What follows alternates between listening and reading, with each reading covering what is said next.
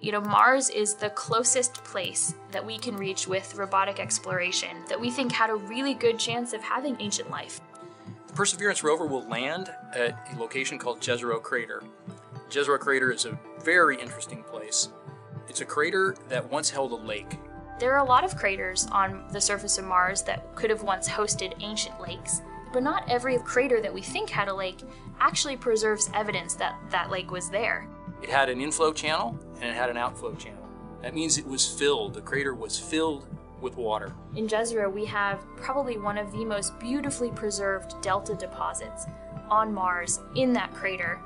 This is a wonderful place to live for microorganisms, and it is also a wonderful place for those microorganisms to be preserved so that we can find them now so many billions of years later. There is no other place on Mars that has the unique combination of a lake setting, a beautifully preserved delta, and the diverse mineralogy that we have in Jezero Crater. So it's truly a special landing site. The major goal of the Perseverance mission is to investigate astrobiology on Mars, and in particular, to address the question of whether life ever existed on Mars. The Perseverance rover starts with a design that's very similar to Curiosity, but we've added to it a whole new set of science instruments. And these science instruments were purposefully selected to help us in the search for biosignatures. We're going to be taking microphones with us. For the first time, we're going to have that human sense on another planet.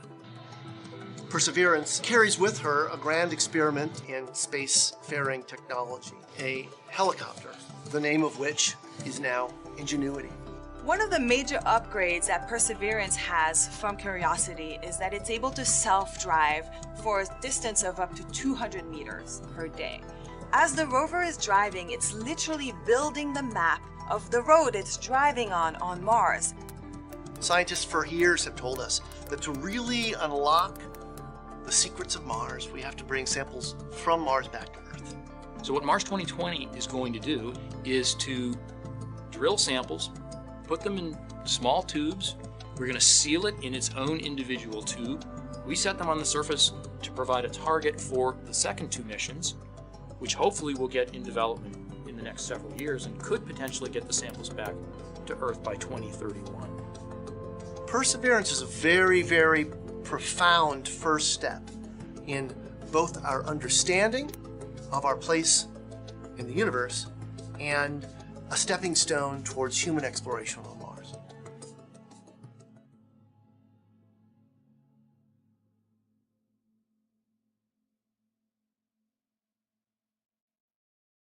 Nothing can be taken for granted when you get to Mars. There's a lot of things we just don't know.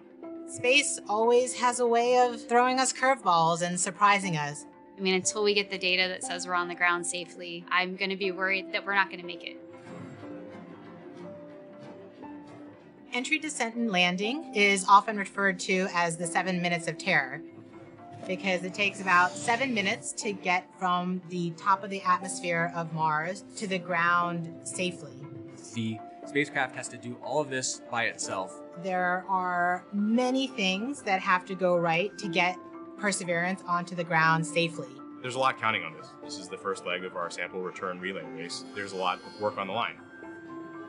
Starting about 10 minutes before atmospheric entry, we get rid of really the spacecraft part of the rover that's been supporting us.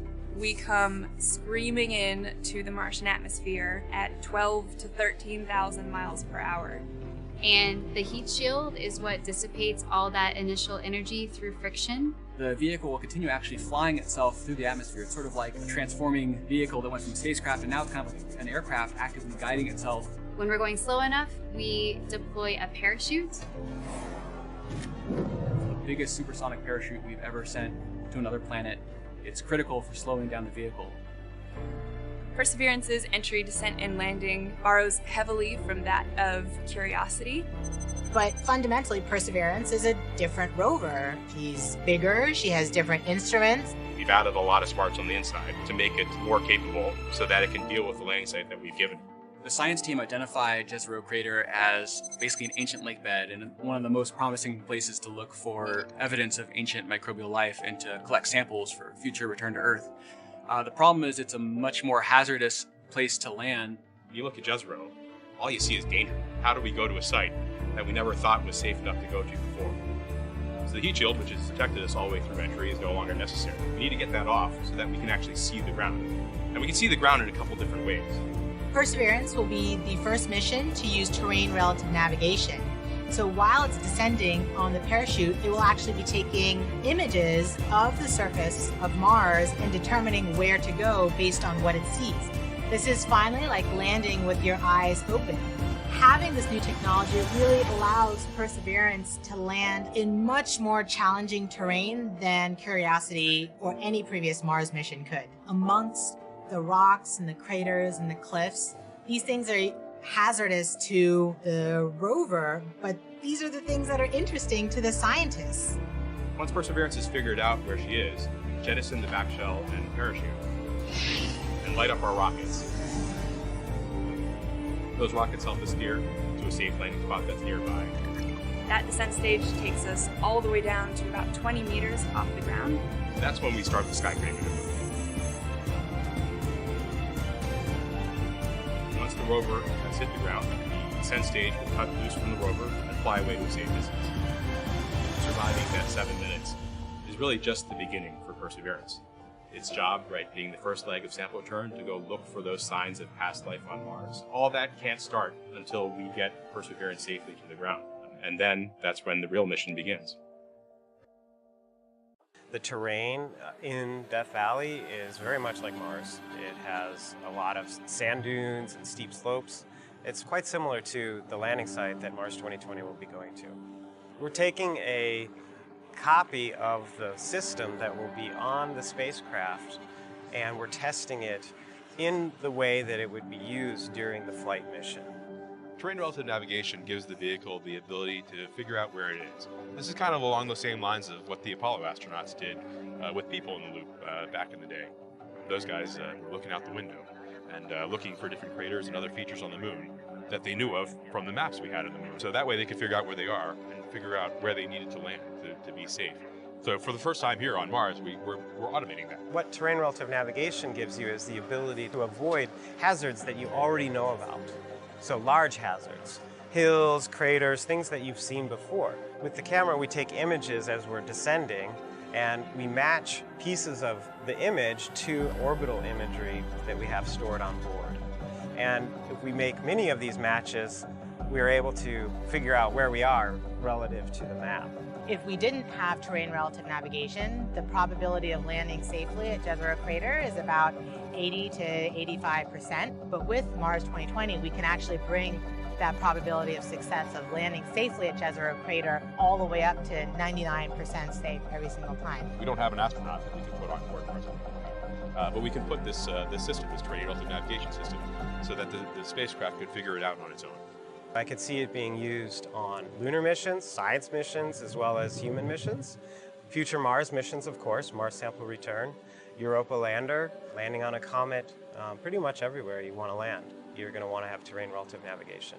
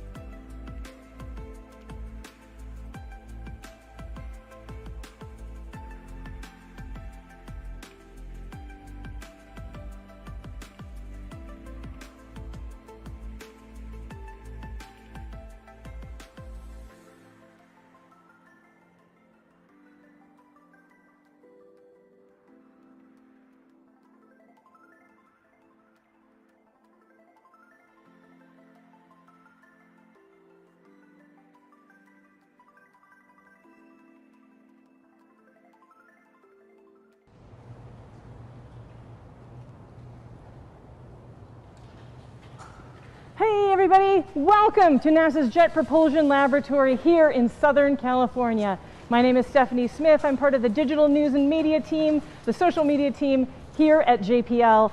And fewer than 48 hours from now, I can't believe it, our countdown to Mars is nearly done. Our Perseverance Mars rover is nearly to the red planet with landing this Thursday. We wanted to take a time out and bring you all behind the scenes on a very windy day here at JPL and give you a chance to meet some of the fantastic human beings behind this mission, take your questions live, and get them answered. So if you've got questions about science, about technology, particularly the MOXIE instrument, MOXIE technology demonstration, or engineering of landing on Mars, we're going to take you inside mission control. So without any further ado, just keep those questions coming. You can use the hashtag countdown to Mars. You can also put them right here in the comments. Here to tell us more about the science of this mission and its search for ancient life on Mars is Dr. Bethany Ellman. Hey, Bethany. Hi, Stephanie. How are you doing? I'm doing great. I've got butterflies. I've got energy. But I'm so excited to be sharing this time with you guys. We've been socially distant for 11 months That's now. Right. We're maintaining distance because it should come as no surprise that safety is really, really important to NASA, both for our flight hardware, but more importantly for our people. And that's why you're going to see us keep our distance. We're going to keep these masks on at all times, but it doesn't mean we're not going to have any fun. So keep those questions coming to give you some time to think about them and know what kinds of things you can ask. I'll be talking to each of our experts a little bit up top. So Bethany, you're on the science team. What is your official title, and then what does it mean in plain English? Okay, well, my day job is I'm a professor of planetary science at Caltech, but for the Mars 2020 mission, I am privileged to be a co-investigator on the science team, and I'm a part of two instruments, Mastcam-Z and Sherlock. So what does that mean? That means that day to day, I get to participate in looking at the data as it comes down, figuring out what is going on Mars, and then working with the engineering team to plan the next steps of the rover over the coming days, weeks, months that we'll be exploring on Mars. All right, so we've got this fabulous model. We do. We can't let this go to waste. Nope. Can you give us just a little guided tour of the science payload on this rover? Yeah, sure. So, well, what we've got up here are what we call the remote sensing instruments. That means we look at things from afar and take pictures or analyze them. So the two instruments, so the instrument that I work on that's on this mast are the Mastcam-Z cameras. So these are twin stereo color infrared cameras that take the best science images of the surface for our exploration. And you know what's really special about these is not only do they have like crazy powerful zoom lenses to get a microscopic view from far away, but we're also getting that view in the infrared. And so that means we can tell the color, from the infrared colors, we can tell what the rocks and the soils on the surface are made of. So that's super exciting. These cameras here you might see, you might ask, what are those? Well, those are our navigational cameras that take color pictures to help the rover drive. The giant Cyclops eye that you see here is SuperCam. It has a microscopic imager. It has a couple of spectrometers. One of the spectrometers even fires laser beams at rocks and soils. Yes, it has a laser in its head, and it is geared toward understanding the chemistry and the mineralogy of the surface. Moving on, you know, that's not all, because once we use our remote sensing suite to like zero in on where we're going, then once we get to the destination, drive to the destination, then we can pull out this beefy arm here and get up and close and personal to the rocks to investigate them. So what you're seeing right here is the core assembly. Now Mars 2020 is really special because it will host a drill bit here. It's not really shown on the model, but actually it's shown retracted inside the model. But it has a bit that allows a core about the size of a piece of chalk to be pulled into a sample tube, and then that sample tube is then put under the belly of the rover, tucked in for safekeeping and eventual return to Earth. But how do we pick the best samples, right? That's a key question. That's where these other two bits on the arm that you see here. This is the Pixel instrument that measures chemistry, and the instrument over here is the other one I work on called Sherlock, and Sherlock takes microscopic images of the surface, but in addition to a picture, it uses UV fluorescence spectroscopy, so ultraviolet radiation, to get a sense of what the minerals and the organics are also within that microscopic image. So you can actually trace, things like potential fossils, right? If you see a line of organics and sediments. So this is the business end that lets us really select what we want to do with this core. Okay, so we're getting some questions in, and I want to make sure that we work them into the show. First up from Nathan Baker, what will our approach be if we find very ancient fossils? If we find ancient fossils, it will be an amazing day on Mars because we will have hit the scientific jackpot.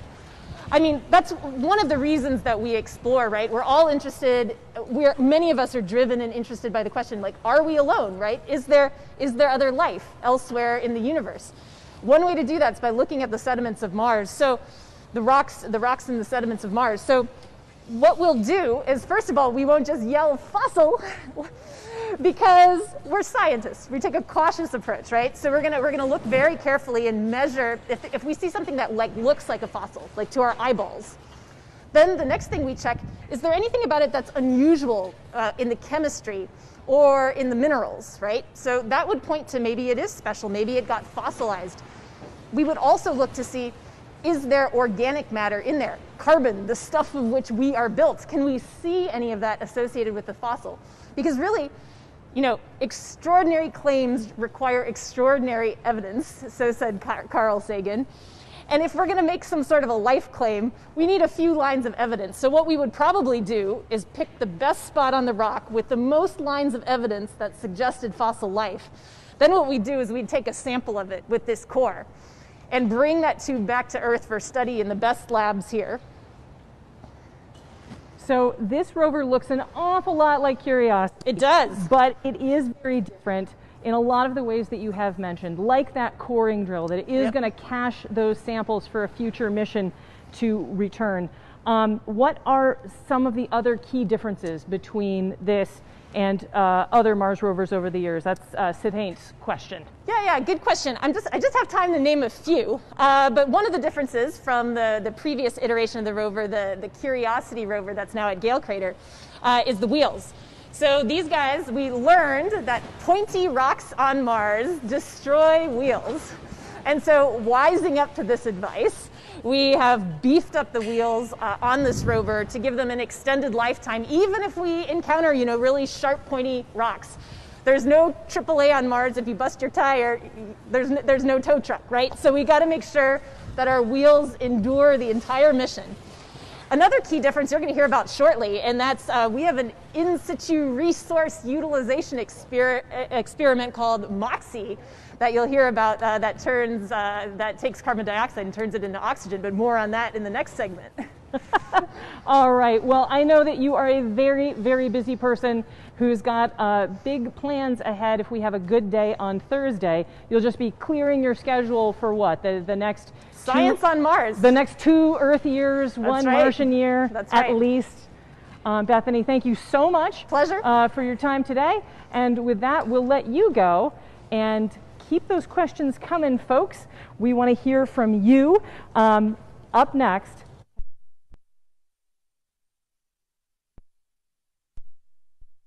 technology on this rover to help future life on Mars in the form of astronauts. So, one of the key pieces of engineering on this rover is called MOXIE. And here to tell us more about it, Dr. Assad Abu-Baker. Hey, Assad. Hi there. Hey, Stephanie. All right. So I will start with the same question that I asked Bethany. Can you tell us what your formal title is with the project, and what does it mean in plain English? That's a hard question, actually, because my title has changed so many times as a part of MOXIE. Right now, I just call myself a systems engineer. All right.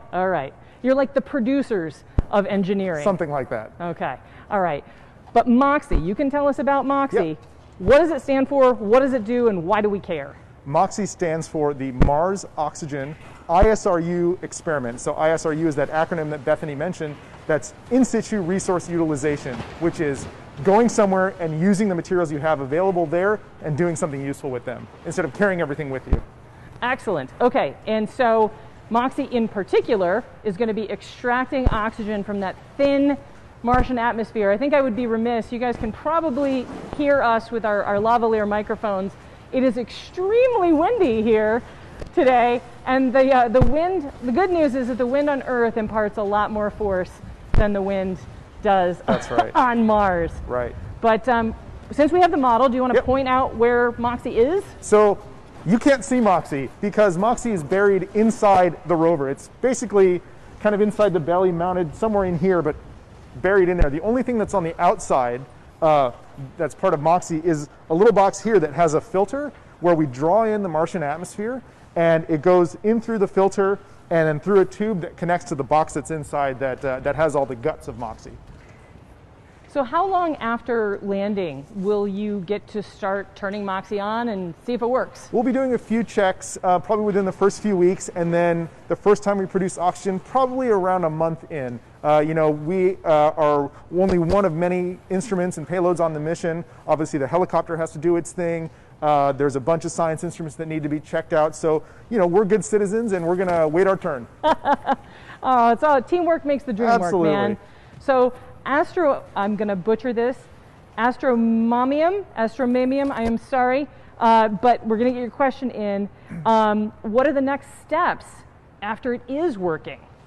Well, Moxie itself is going to be run numerous times over the course of the mission for Mars 2020 Perseverance.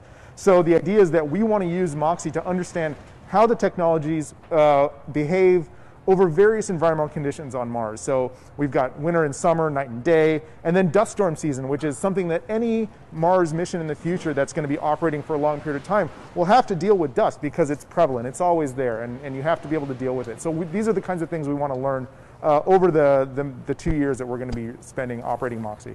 So Susan wants to know, what are you going to do with the oxygen that you produce? Nothing. Well, that's not entirely true. Nothing. That sounds so wasteful. Yeah, no, well, we don't produce enough oxygen to do anything really useful. So this is a technology demonstration. So we produce a little bit of oxygen. We run it through a set of sensors that measure the gas that we produce, how pure is it, how much are we making, and then we just dump it out the side because we don't have a way to store it or do anything else that's useful. Okay, so you measure how much you got and just let it go. It's just like Elsa on Mars. Exactly. Okay, John Henderson asks, since Mars dust is so fine, how do you clean Moxie's filter? We don't, actually. We have sized it. We've done wind tunnel testing at low pressures to see how, with simulated Mars dust, to see how quickly the filter will clog. And it's been sized so that over the course of the mission, the amount of accumulation in the filter is actually pretty low. Fantastic. So what's next for you if Moxie is successful? Well, for me, I'm working on other missions that are not Mars related, but for Moxie-like technology, it's basically trying to understand how to scale it up and prepare for actual human exploration. So we talk a lot about having oxygen for astronauts to be able to breathe. It's kind of like what we saw in the Martian. Right. But oxygen is useful for other things too.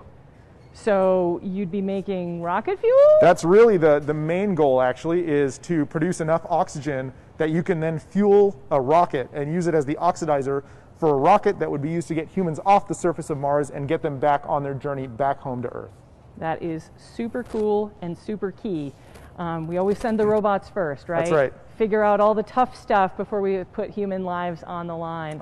And we have put your human life on the line long enough. We're going to let you get back to your preparations for landing. Where will you be on landing day? I will be comfortably at home with my cat on my lap and with a video call with all of my colleagues. This sounds very relatable. I think yes. Much I'm of sure the world. Everyone out there, everyone in the internet can relate. Okay. Thanks so much, Assad. Thank you. Okay. But we're not done. We're not done. We're staying behind the scenes here at JPL, and we're going to go up to mission control and learn a little bit more about the engineering of this mission. And how do you land on Mars? What do you do with it? How do you run that rover once it's on the surface? So I'm going to go ahead and let you move ahead. We're going to meet up with one of my friends and colleagues, Diana Trujillo. Hey, Diana. Hey, how are you doing? Good. You look awfully relaxed for being this close to landing. Well, you know, we work so hard that at some point you just need to just enjoy the ride. It's going to happen regardless. So, and we're comfortable with what we have done. So we got it. We got this. We're ready. Okay. All right. Let's let you go ahead, Gabby. We're headed up the steps of Building 180. This is our main administration building here at JPL. It's all of our top brass. Usually lives in non-COVID times, but we've been working remote for 11 months now. But it's still March of 2020, right? How could it possibly be February of 2021?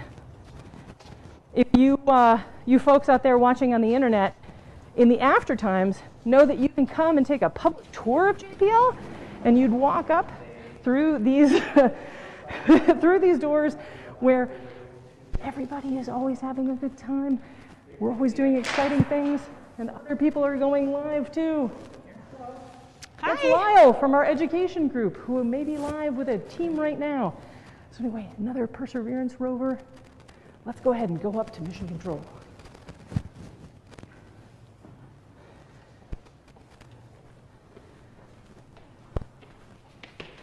Well, yeah, Stephanie, I was hearing that Bethany was talking about all the fun things that we're going to do with the sample. Yes. I mean, the science team can't wait to get their paws on this, and they want to take this rover to the most dangerous places they can. What's the push-pull like between the engineering team and the science team? That's a great question, because we have to figure out a way of working together. At the end of the day, the science team is the one that knows how we should be, or where we should be going, and then we are the ones that can, AKA the dark room, AKA mission control! And this is the room where it happens, folks. This is the center of the universe. And it's got some new flare. There's our old flare. And then up on the ceiling here, we just installed the worm. I know there are a lot of graphic design fans out there who absolutely love the NASA worm. So we put it in. It's subtle. It's very nice. Most JPLers haven't seen this yet because it was installed after we started working off lab. But let's go inside.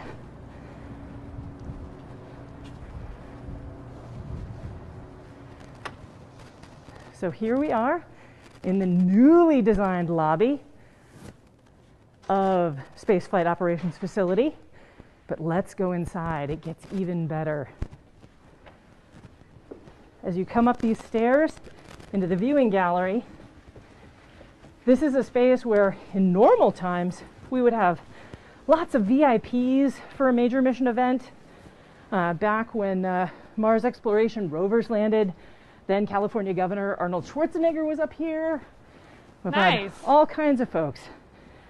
So I realized, Diana, I was so breathless and excited to see you that I didn't ask you about the work that you have been doing to this point. You want to tell everybody what it is that you do, what you've done, and then what you will be doing? Sure, absolutely. So in the past, I will say past meaning up to maybe April of this year, I was working with the team that actually does all the testing of the hardware and the software of the robotic arm and the two instruments that Bethany went over that will be doing the scan on the surface. So I had the pleasure to actually be on the clean room, testing all of that thing, ship it to the Cape, and then see it get on the rocket. But now my current job is I'm one of the 4 flight directors for surface operations. So I will be there actually on day 2, on sol number 2, when we actually have already landed and see it all unfold. Excellent. Well, all right. We've got some beautiful visuals here. I think people are probably very curious. Can you give us a little tour of what we're looking at? Absolutely. So I love this.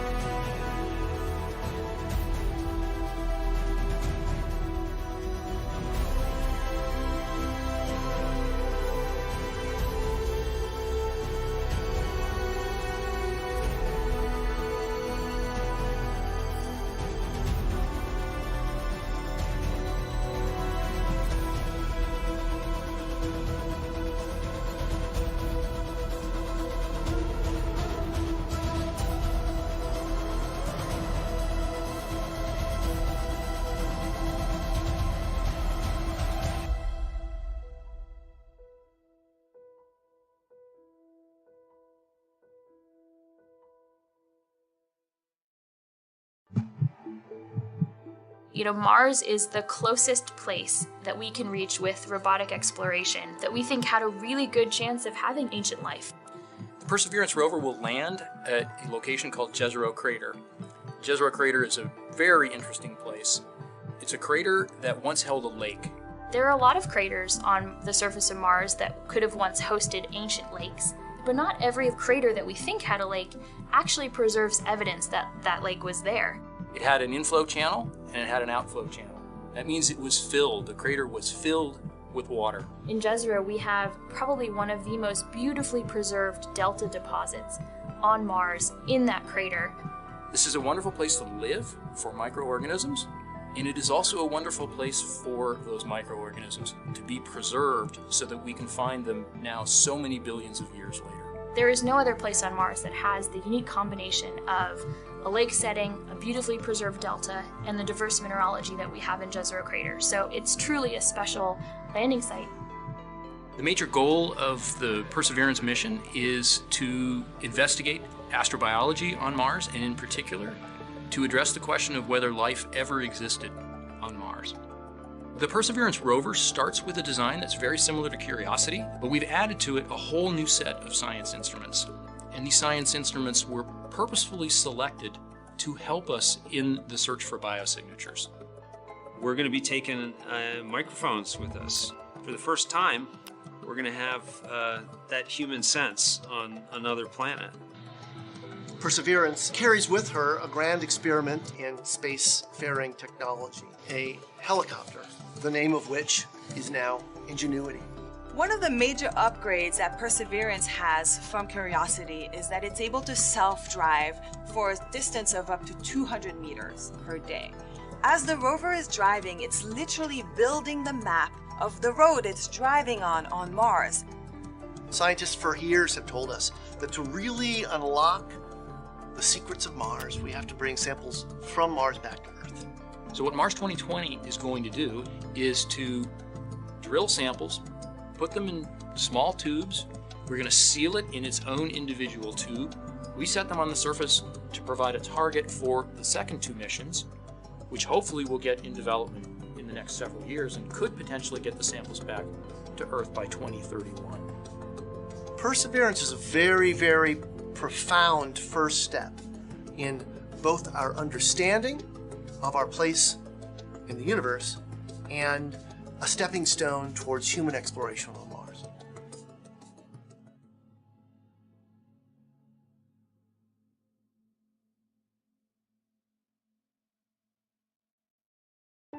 Nothing can be taken for granted when you get to Mars. There's a lot of things we just don't know. Space always has a way of throwing us curveballs and surprising us. I mean, until we get the data that says we're on the ground safely, I'm going to be worried that we're not going to make it. Entry, descent, and landing is often referred to as the 7 minutes of terror because it takes about 7 minutes to get from the top of the atmosphere of Mars to the ground safely. The spacecraft has to do all of this by itself. There are many things that have to go right to get Perseverance onto the ground safely. There's a lot counting on this. This is the first leg of our sample return relay race. There's a lot of work on the line. Starting about 10 minutes before atmospheric entry, we get rid of really the spacecraft part of the rover that's been supporting us. We come screaming in to the Martian atmosphere at 12 to 13,000 miles per hour.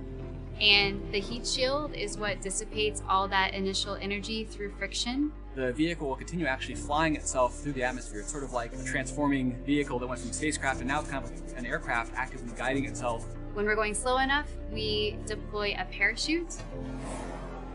The biggest supersonic parachute we've ever sent to another planet. It's critical for slowing down the vehicle. Perseverance's entry, descent, and landing borrows heavily from that of Curiosity.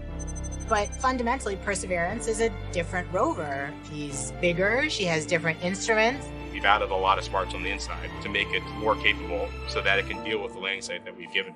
The science team identified Jezero Crater as basically an ancient lake bed and one of the most promising places to look for evidence of ancient microbial life and to collect samples for future return to Earth. The problem is it's a much more hazardous place to land. You look at Jezero, all you see is danger. How do we go to a site that we never thought was safe enough to go to before? So the heat shield, which has protected us all the way through entry, is no longer necessary. We need to get that off so that we can actually see the ground. And we can see the ground in a couple different ways. Perseverance will be the first mission to use terrain relative navigation. So while it's descending on the parachute, it will actually be taking images of the surface of Mars and determining where to go based on what it sees. This is finally like landing with your eyes open. Having this new technology really allows Perseverance to land in much more challenging terrain than Curiosity or any previous Mars mission could. Amongst the rocks and the craters and the cliffs, these things are hazardous to the rover, but these are the things that are interesting to the scientists. Once Perseverance has figured out where she is, jettison the back shell and parachute, and light up our rockets. Those rockets help us steer to a safe landing spot that's nearby. That descent stage takes us all the way down to about 20 meters off the ground. That's when we start the skyscraper maneuver. Once the rover has hit the ground, the descent stage will cut loose from the rover and fly away to a safe distance. Surviving that 7 minutes is really just the beginning for Perseverance. Its job, right, being the first leg of sample return, to go look for those signs of past life on Mars. All that can't start until we get Perseverance safely to the ground. And then that's when the real mission begins. The terrain in Death Valley is very much like Mars. It has a lot of sand dunes and steep slopes. It's quite similar to the landing site that Mars 2020 will be going to. We're taking a copy of the system that will be on the spacecraft, and we're testing it in the way that it would be used during the flight mission. Terrain relative navigation gives the vehicle the ability to figure out where it is. This is kind of along the same lines of what the Apollo astronauts did with people in the loop back in the day. Those guys were looking out the window and looking for different craters and other features on the moon that they knew of from the maps we had of the moon. So that way they could figure out where they are and figure out where they needed to land to be safe. So for the first time here on Mars, we're automating that. What terrain relative navigation gives you is the ability to avoid hazards that you already know about. So large hazards, hills, craters, things that you've seen before. With the camera, we take images as we're descending, and we match pieces of the image to orbital imagery that we have stored on board. And if we make many of these matches, we're able to figure out where we are relative to the map.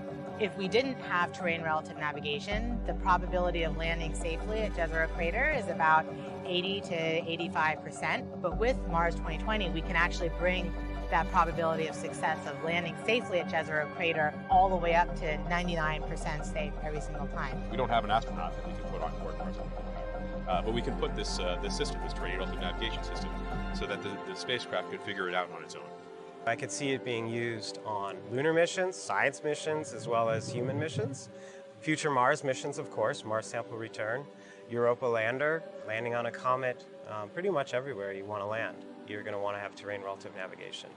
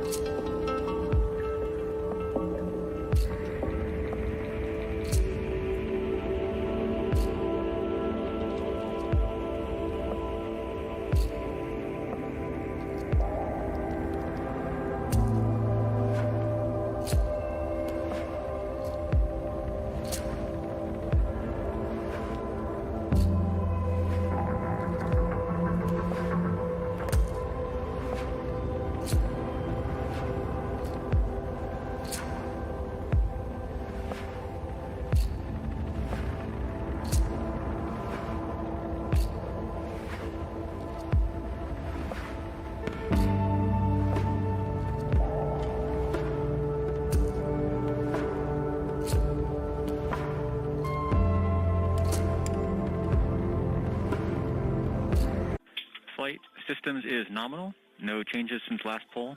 Systems is go for EDL main. Copy. Prop.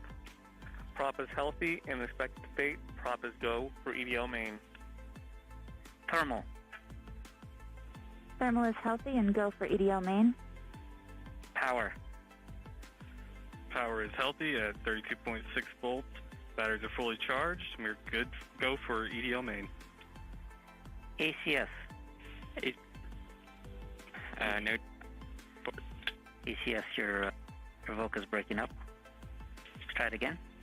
ACS is nominal. No change since last report.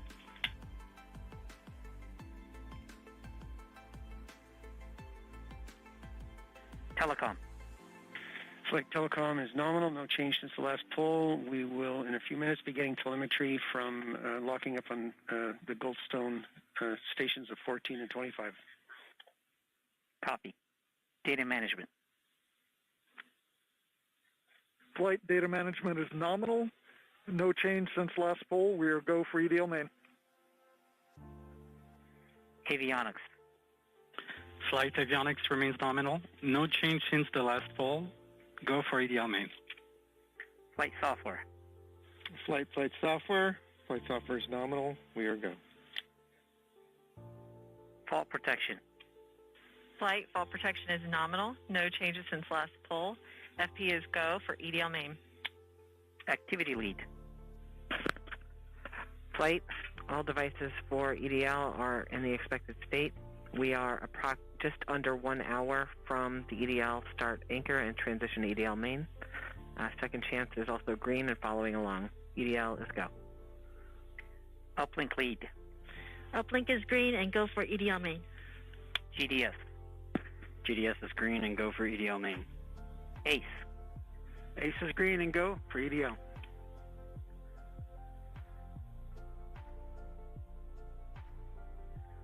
Mission. All subsystems are go for EDL main.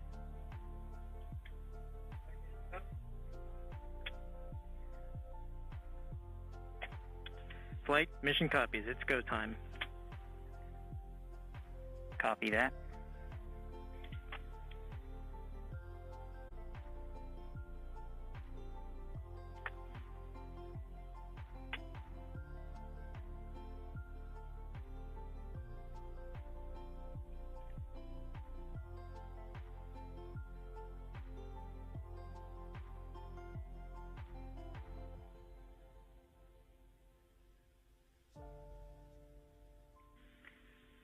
Nav flight voice check.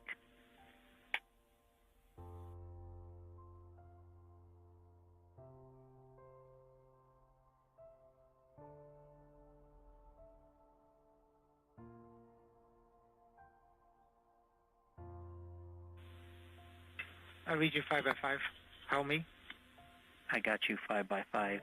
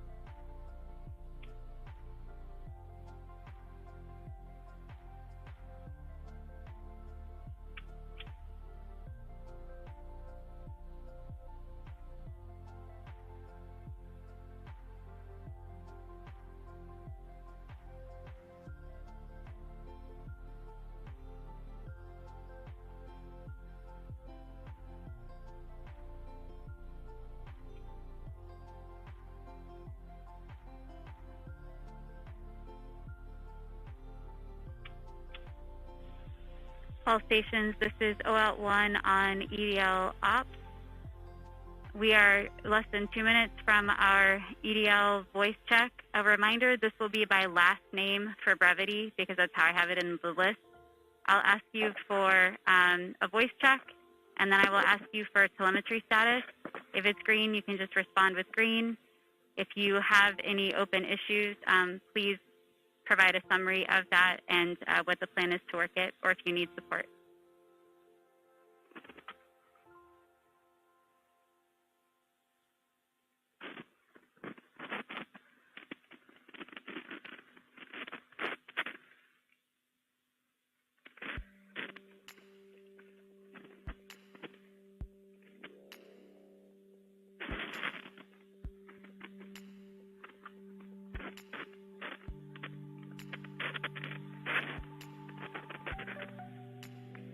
EDL comm flight.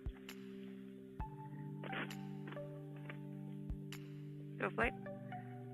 Step 192, we're coming up on a voice check with the orbiters. That is correct. It's a voice and readiness status check.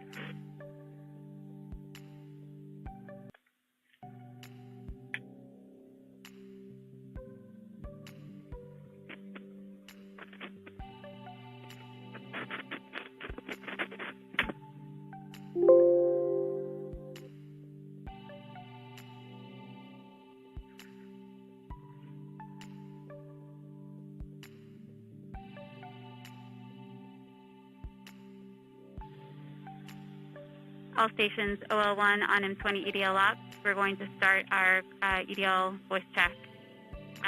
Burkhart, voice check. Read you 5 by. I am still waiting for tone display to show up on the WebEx. Copy. I read you 5 by. We will not have telecom do that again until around 12:20 due to us putting runouts up in the meantime. Copy. Thank you. Copy. Thank you. McGrew, voice check. Read you 5 by. How me? 5 by. Telemetry status? I do not have Chill EVR Watcher. Not sure if it's supposed to be working yet.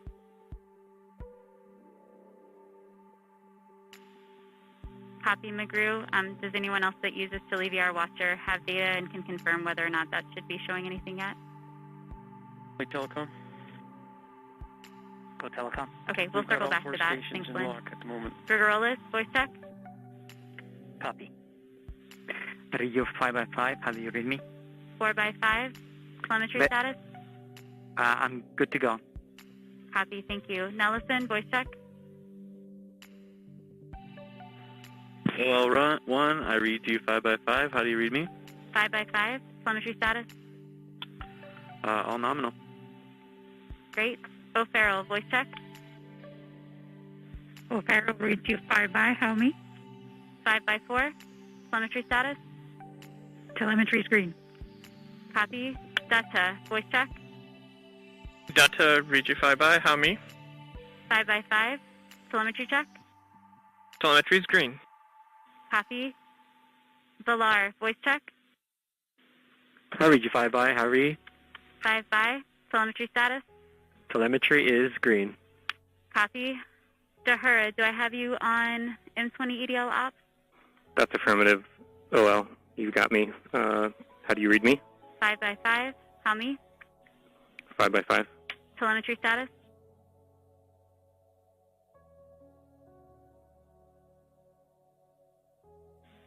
Dahura, do you have a telemetry status for things you're watching during EDL? All watchers are currently running. Copy. Serikio, voice check. I read you 5 by, and my telemetry status is green. I do have Chill EVR Watcher, and I see the nav filter syncing EVRs. Copy. Thank you. McGrew, we will hail. GDS, are you reading on M20 EDL ops? I am. I read you 5 by. Copy. Can you help the entry guidance station down at this end with Chill Watcher when you get a chance?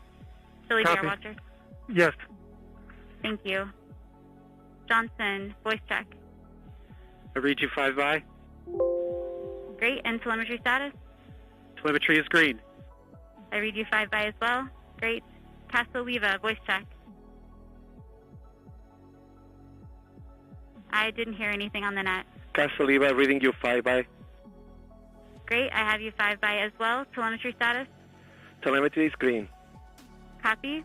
Zoom Waltz, voice check. I read you 5 by. I read you 4 by 5. Telemetry status? Green. Copy.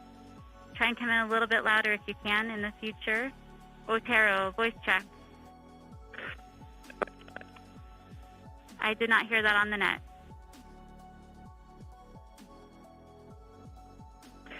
Five by 5, how me?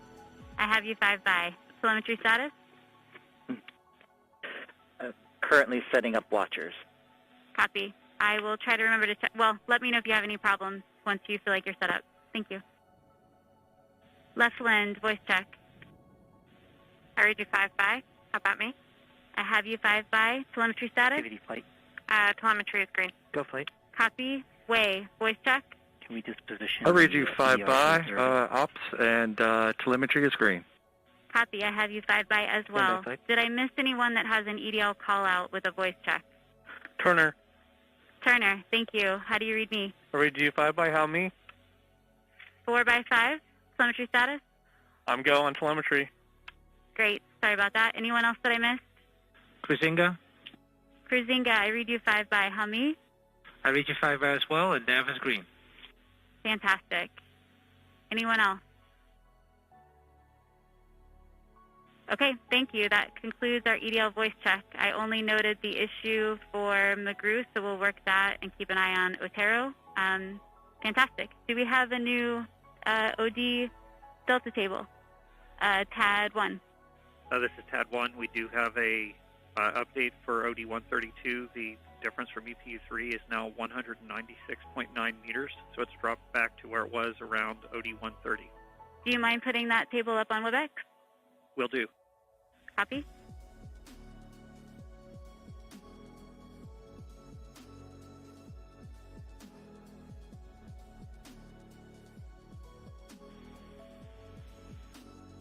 Interguidance 1, can you check the WebEx for chat messages if you haven't seen them? Copy OL.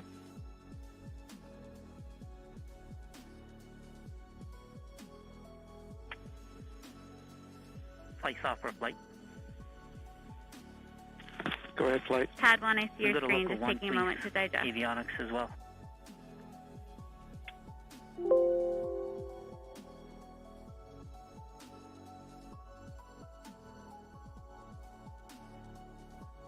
OL1, I pulled up the B plane as well. Copy, thank you.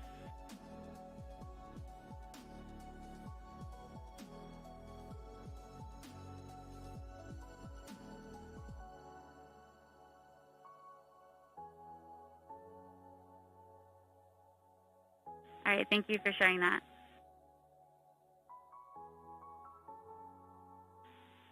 Telecom, this is OL1 on N20 EDL Ops. Do you read me on EDL Ops?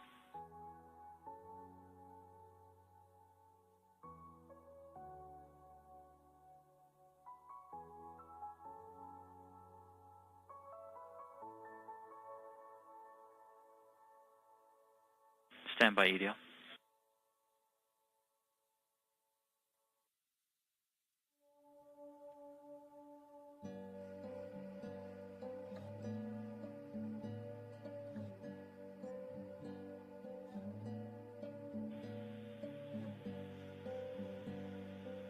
I retract my comment for telecom. I can reach him other ways. Thanks.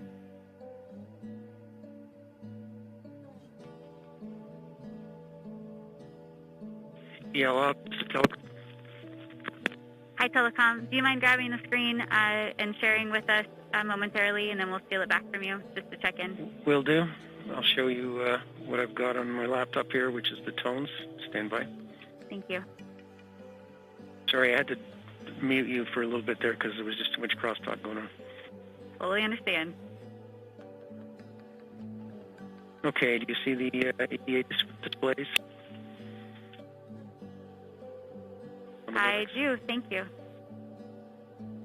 And what you're seeing on the big screens for the moment is just the OLR displays. Well, one side is an OLR spectrum and the other side is the EDA spectrum. And eventually, when we get to the real thing here, I'll throw the tones up there. Right now, the tones are just boring blank, as you can see. Copy. Thanks for the summary, Telecom.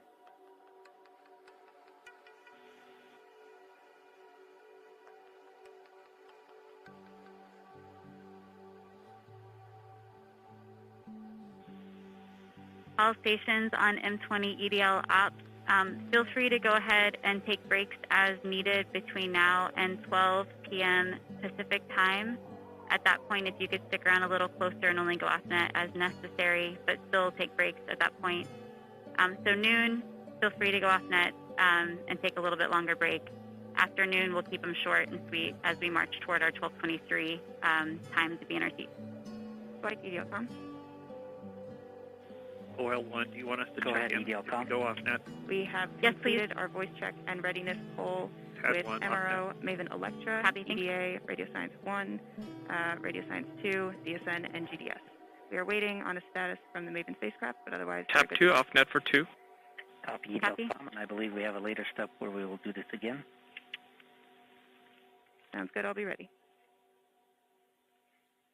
Oh, well, this is Tap 3. I have OD-131 ready for display. Distance from target, 395 meters. Project, I got you 5 by 5. Great, How go do you ahead read and me? share when you're ready. Copy, I got you 5 by 5 also.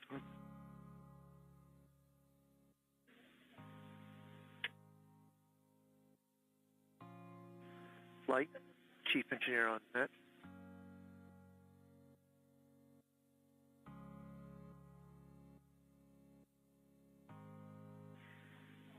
Chief Engineer, I got you 5 by 5. How do you read me? I got you 5 by.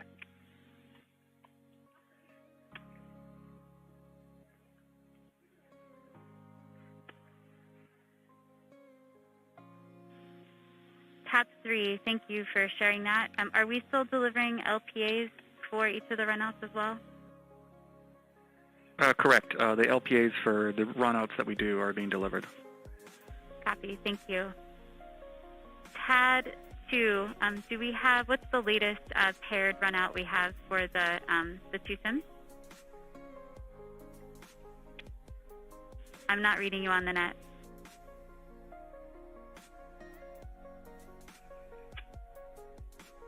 I don't copy.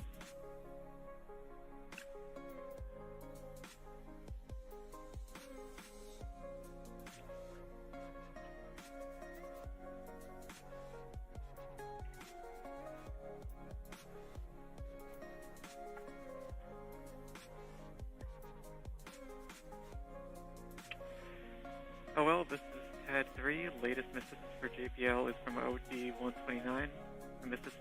Estimated assistance 731 meters. TAD 3, you're coming in real quiet. I can't read you. Sorry. Latest missed distance is from OD-129 for JPL. Missed distance is 731 meters. Copy, thanks. Still reading you about 3 by 5. Thank you. Oil 2, this is Tap 2 back on. Copy, Tap 2.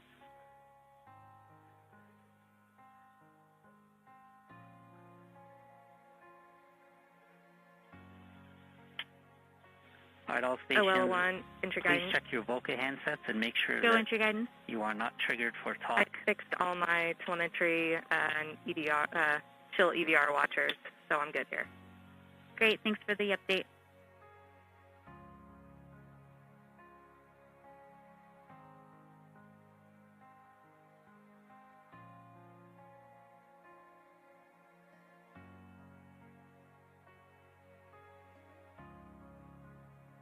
OL, Tab 2, com check. I read you 5 by. Apologies for that. We had a setup configuration problem. I was just trying to inform you that TAD 3 has taken over the LPA runout plots. Copy, thank you. TAD 2. TAD 3, is there a latest plot you'd like to share?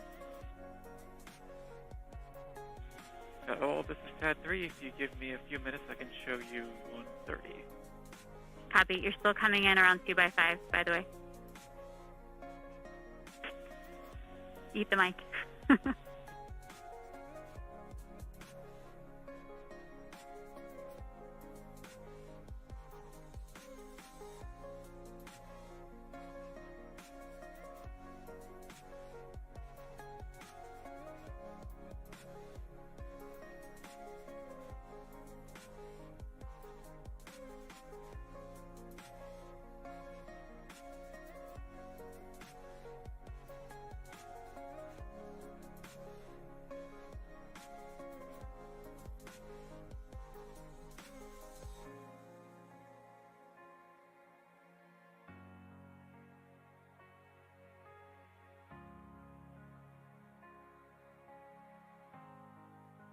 We have to.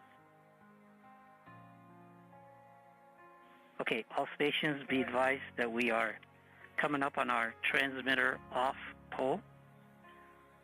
So stand by for that.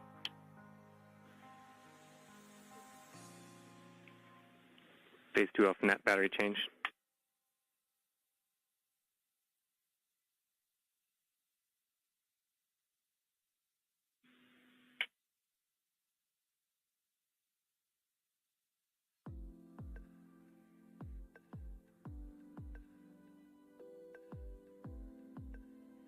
Phase 2 back in the net. How do you read? 5 by 5.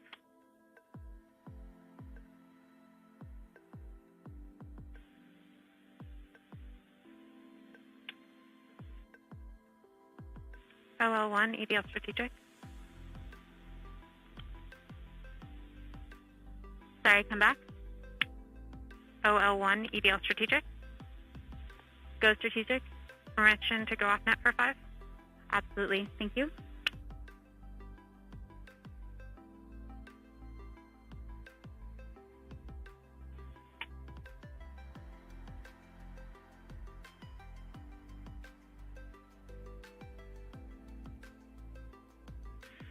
OL1, this is TAD 3. I have a combined plot for OD 130 from JPL and 131 from Langley.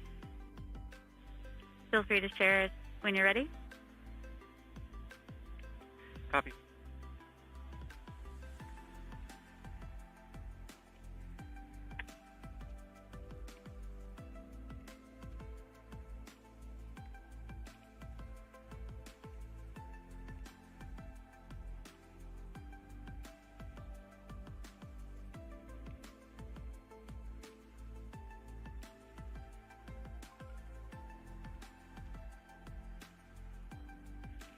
Okay, all stations, we are ready for the transmitter off pole. ACS, are you go? ACS, are you go? ACS is go. Phase 2. Phase 2 is go. Activity. Activity is go. Uplink lead. Go. System. EDL com. Go. Telecom 1. Go. Telecom 2. Telecoms go. GDS 1. Go. GDS 2. Go. Fault protection. Go. Power. Go. Avionics. Go. Thermal. Go. Flight software. Flight software go. Data management. Go. Propulsion. Go. Art lead. Go. Team chief. Go. Ace. Go. Launch cruise phase lead. Go. Deputy mission. Go. EDL phase lead. Go. Mission assurance. Mission assurances go. Chief engineer. Chief is go. Project manager. Projects go. Mission manager. All stations are go for transmitter off. Copy flight, go for transmitter off.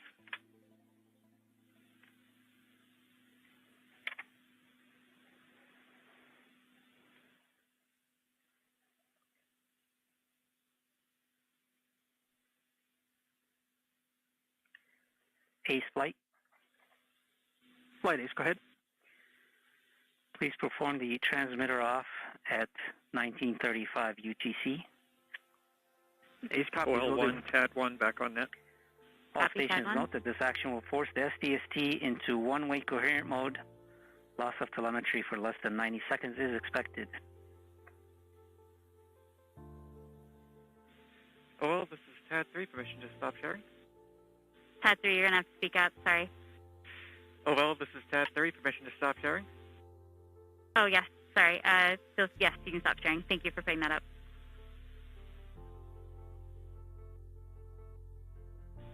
Oil 1, this is TAD 1. Go. I have OD 133 EVU comparison. The distance off is down to 157.2 meters. What was our previous number? Previous number was 196.9 meters. Copy. Thank you.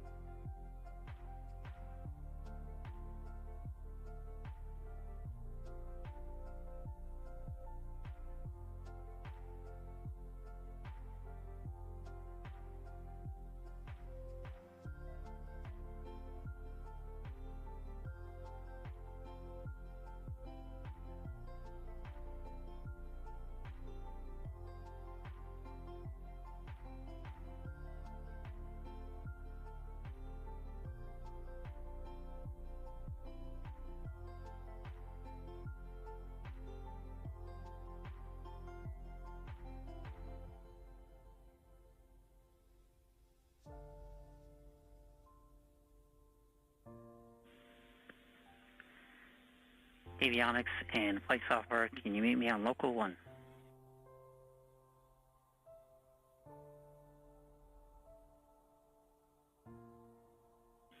OL2, OL1.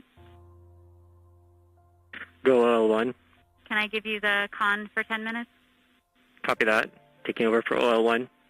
Thank you.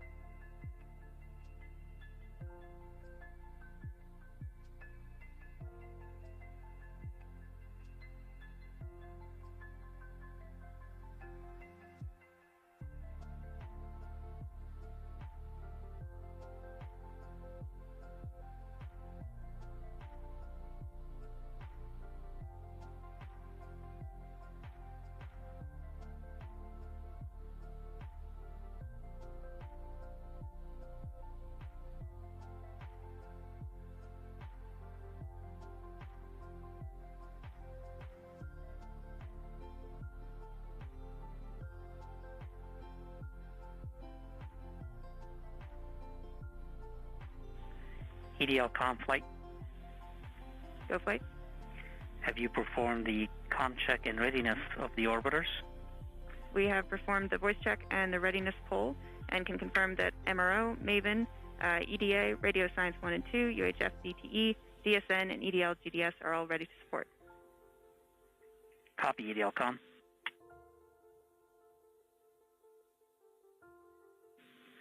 OL1, OL3.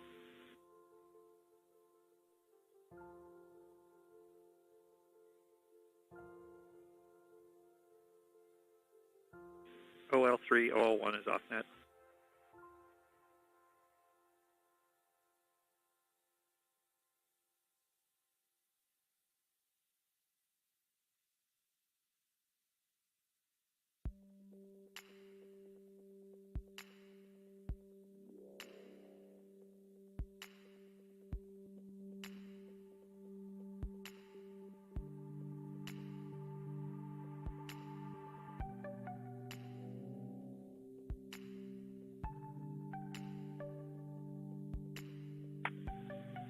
Ace flight. Flight Ace, just confirming we are 2 minutes away from transmitter off. Roger that.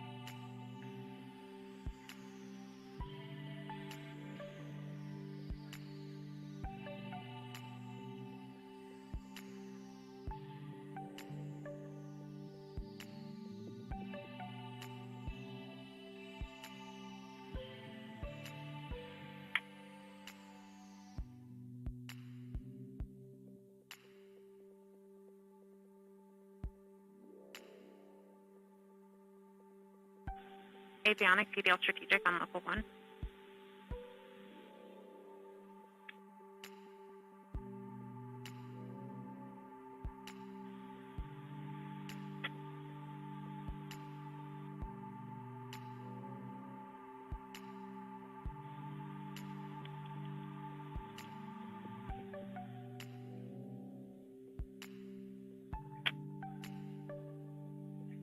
Flight Ace. Go Ace. Okay, Station 63, turn transmitter drive off, 193502. Copy Ace, 193502. Activity flight. Go flight. We are coming up on our check for the EDL hook sequence, EDL 1503. That's affirmative.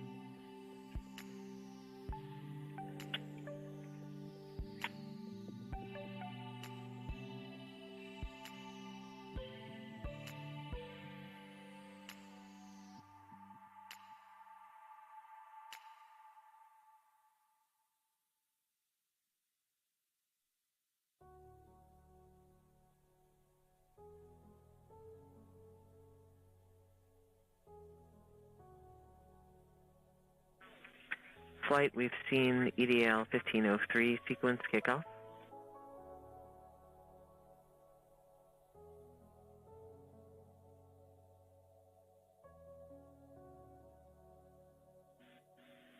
Copy activity. Flight, we've seen EDL 1503 sequence complete. All EVRs, as we'd expect, disabling the 4 SFP monitors and setting the ECDSU states to healthy. Copy activity and fall protection. When you have the telemetry, let's confirm the disabled states. Copy flight, stand by.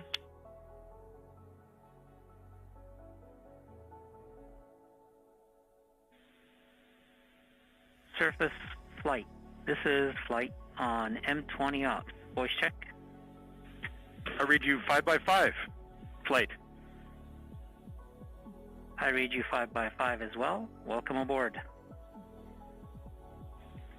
Be here.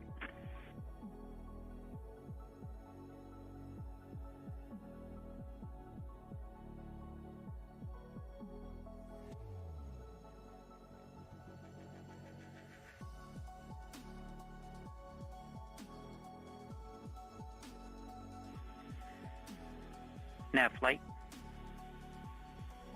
Go ahead, flight.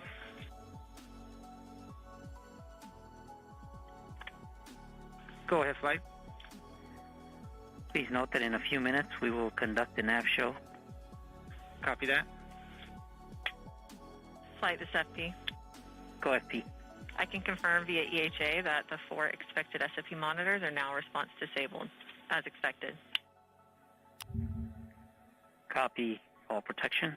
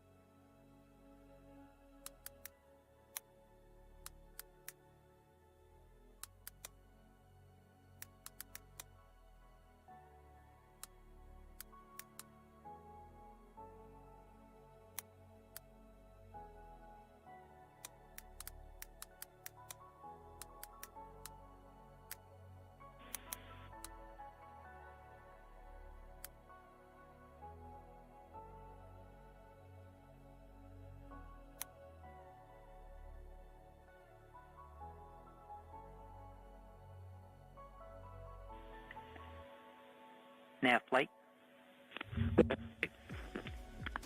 Let's go ahead and begin your briefing. Copy that. All right, so I hope everybody that was updated right now. Break, Nav. Your headset's breaking up. Perhaps you want to get closer to your box. How about now, flight? Much better. Try it again. Okay, I hope everybody can look at the Doppler screen. So I'm talking to that for a little bit. So the first one shows on the top the Doppler residuals right now, and you see the dashed line. That's where we expect if we had a perfect trajectory. And at this point, we're still pretty close. You can also see we're drawing our uncertainty corridor as we get closer to Mars into the gravity well. It's less uncertain.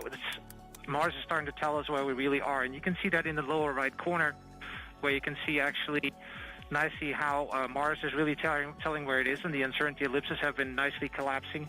We're actually pretty close to EPU3 we put on board, so that looks good. So then to continue, what to expect as we go into EDL, you see here at first we're actually still in outer space, and then actually at one point, this will be the top plot on your screen, you'll see that we rapidly decelerate in the atmosphere and then actually go to parachute deploy at the fire, hopefully at the end, and then we go further. We'll just zoom in on that a little bit. So this just shows you more zoom in of that, and we'll do that actually during the EDL so you could get a good look at all. And you can also see all the events that are going to happen, put dashed lines because they're not quite certain at what time they exactly occur, but it should be close. So we'll also have a bottom plot, which will show actually where we actually try to model what's going on. So that takes a big signature that you saw. And again, if you then zoom in on the latter part, you can see that we hopefully will be able to see bank reversals and the chute deploy as we perform EDL. And I will make those calls if I see them in the Doppler on the M20 EDL ops.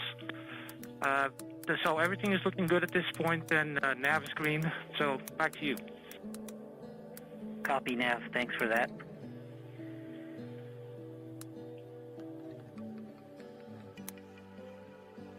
All stations be advised at 11:49 local, we will begin our EDL main briefing, as well as our EDL comm briefing.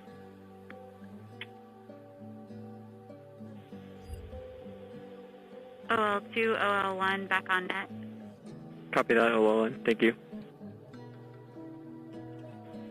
OL1, OL3. Go OL3. Letting you know that the telemetry is green. Copy. Thanks for the update on your status.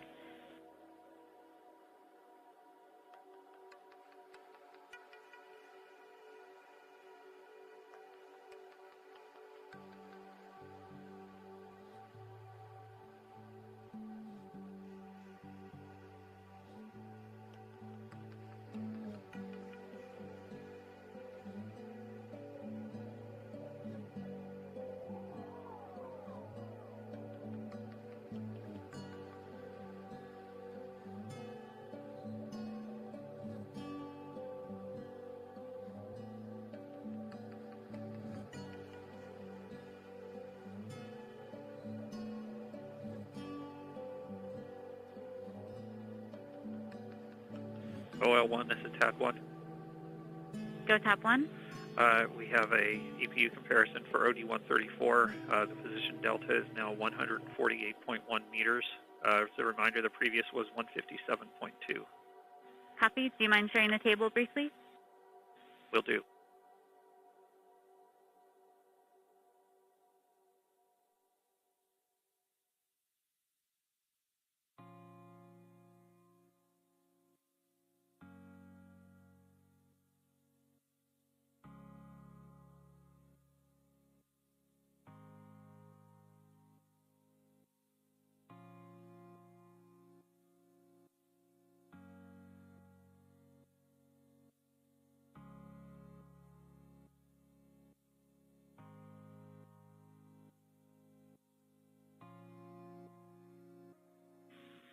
Copy. Thanks, TAD1.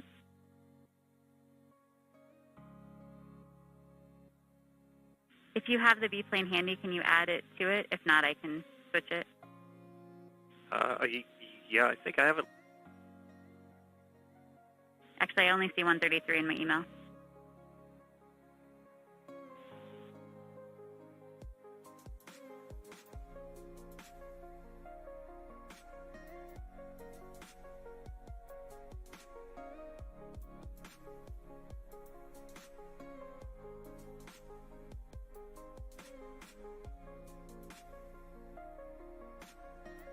I'm showing the 134B plane too. Awesome, thank you.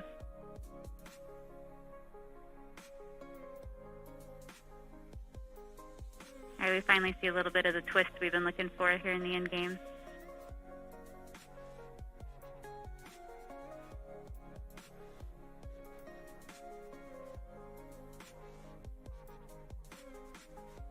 All stations on M20 ops. We're about 15 minutes out before I'd like us to take shorter breaks. So just a reminder, if you want a little bit of time off net to stretch, now's a good time. If you hadn't had any peanuts and want some, feel free to do that while you're out there as well.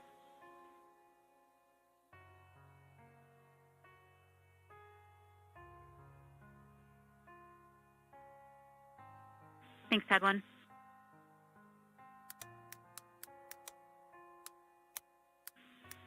Oh, well, this is TAD 3. Current JPL assistance for OD 131 is 759 meters. TAD 3, that was for 131. Affirmative. Copy, thank you.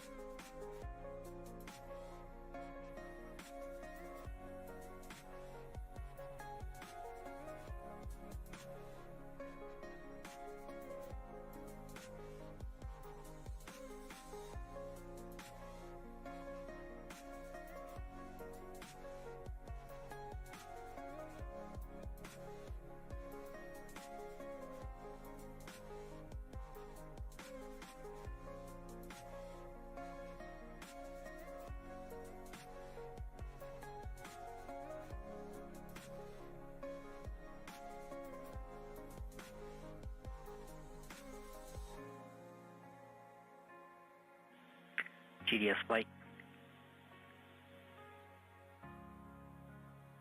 Flight GDS. Please be advised that we're coming up on a step here to disable alarms for EDL main and start new sessions for RTDP processing. Copy that.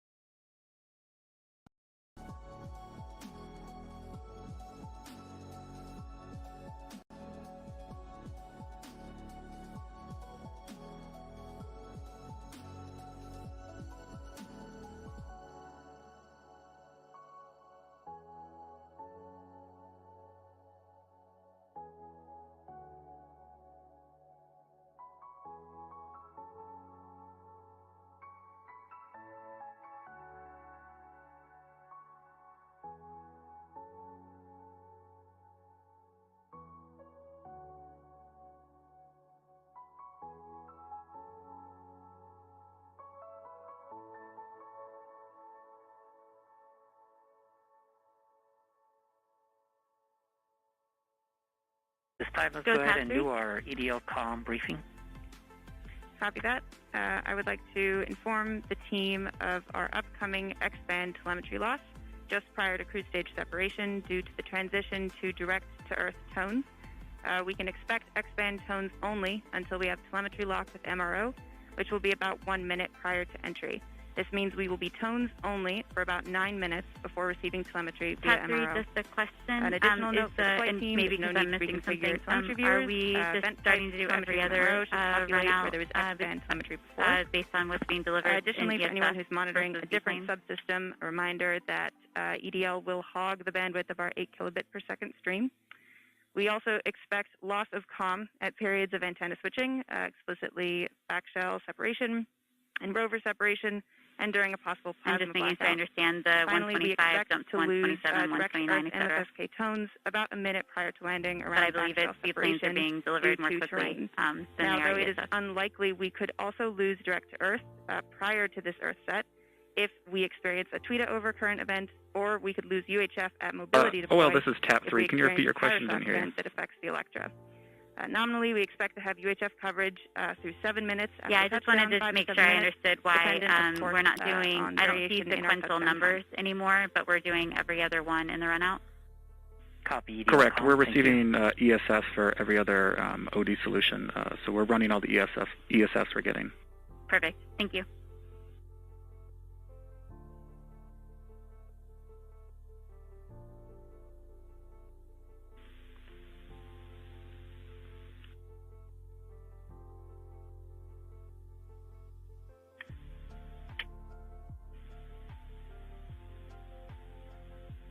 Activity flight. Go flight. We have EVRs indicating our telecom reconfig per expectation. Can you confirm? That's affirmative flight. Tab 3, leave that up for another minute or two, please. Wilco. And our last window has terminated as expected.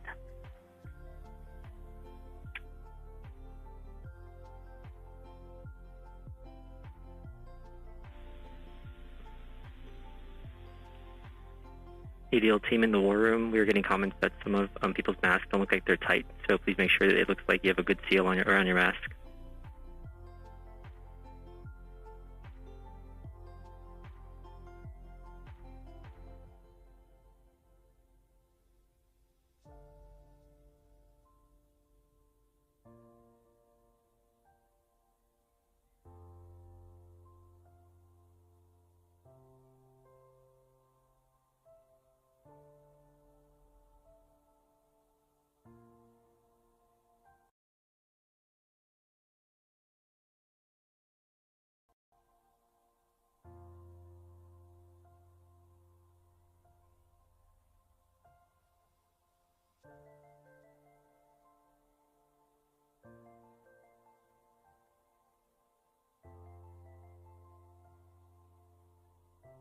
Thanks, Tab 3. Flight.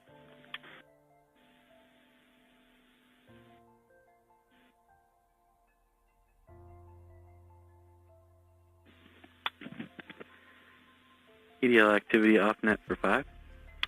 Copy. Flight telecom. Go ahead, telecom. In just under half a minute, we're going to go one way and lose telemetry briefly until the station locks up again.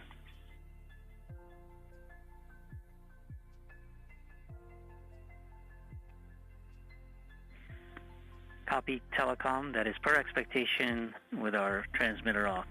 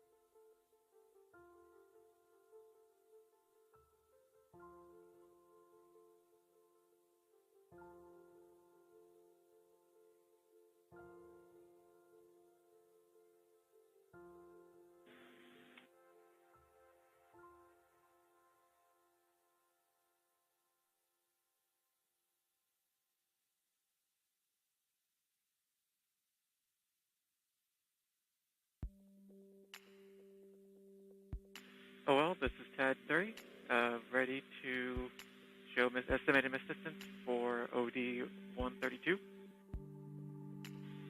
TAD 3, I'm having a hard time hearing you. Sorry. OL 3, sorry. Oh, well, this is TAD 3, ready to show estimated assistance for Flight EDL phase OD back on 132. Copy EDL phase. Welcome back. Okay, go ahead.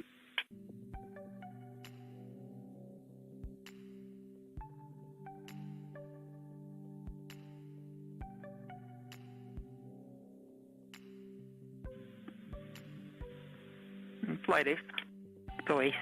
Our tracking stations have all confirmed the results of the transmitter drive-off and in lock one way. OL1, EDL strategic back on net. GDS flight. Flight GDS. At this time, I'd like to disable the alarms before EDL main. So please disable all the alarm files. OL1, activity lead 2, back on net. Copy that. BGP. Copy AL2, copy that, strategic. Thanks.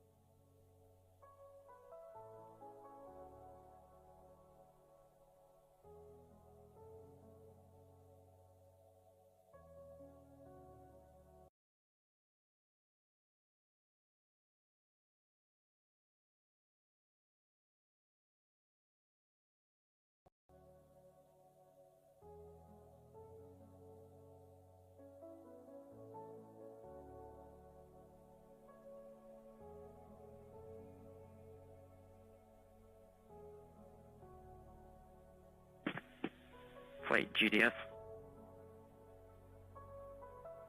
GDS CIS flight is off net for 2. Copy that.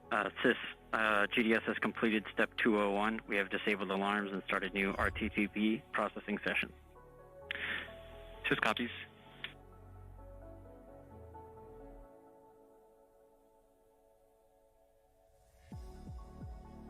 OL Langley, off net for 2.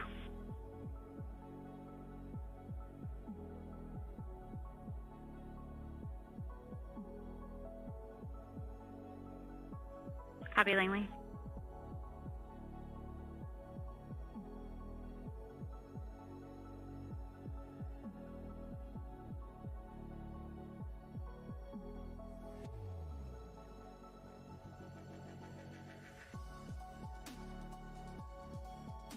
OL1, this is TAD 1. Go TAD 1. Flight, we have an OD 135. The transition to EDL main mode. Delivery and difference we have with the disabled EP3. system fault protection. Position distance is now 147.7 and meters. are marking our EDL slightly critical down devices from 148.1 meters on the previous. Copy. Thank you. TAD 1. Welcome to EDL main. Just a reminder, flight, that we'll have a 5-minute wait before we see the remaining telemetry in the EDL start. Sure, please. All stations on EDL Labs, we are about 19 minutes from our time to be in our seats with no further breaks or distractions.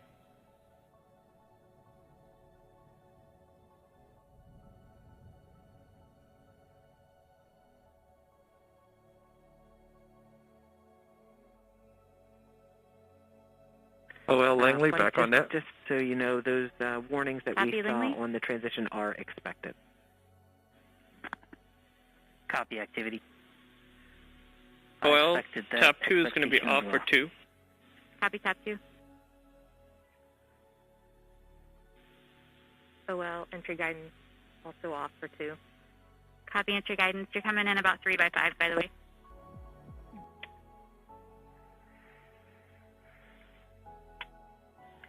Activity in phase. Just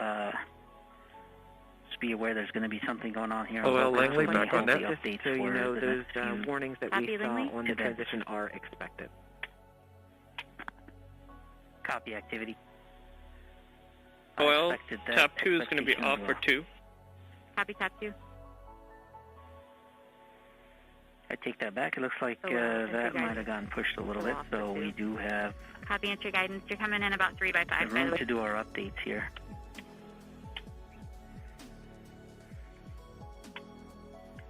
Activity in phase. Just be aware there's going to be something going on here. OL Langley, back on net. Just so you know, those warnings that we saw on the transition are expected. Copy activity. OL, TAP 2 is going to be off for 2. Copy TAP 2.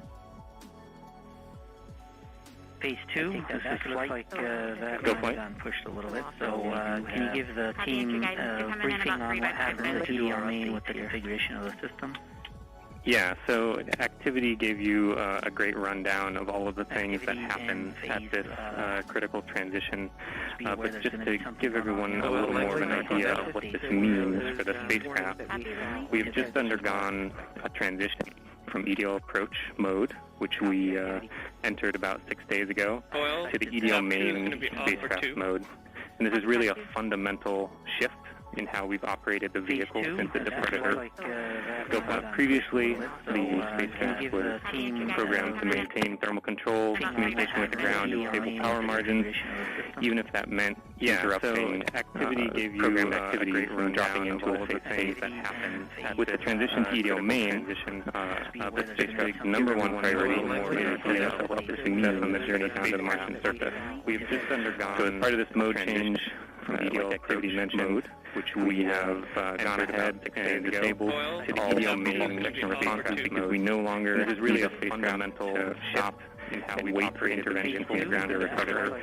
In fact, we need the exact opposite, the spacecraft at all possible program to make, we need thermal control to continue moving through the events of EDL margins, even if that meant, depending on what is largely a single-string program activity, so job redundancy to do the best job it can. With the transition to EDL main, so this is a good time to remind number one priority is success in of EDL is not guaranteed. So as part of this mode change, we can be assured that, a large part of our design was flight crew by MSL stable. So also as we no longer really a spacecraft, we mark up a wait EDL credentials on the ground healthy.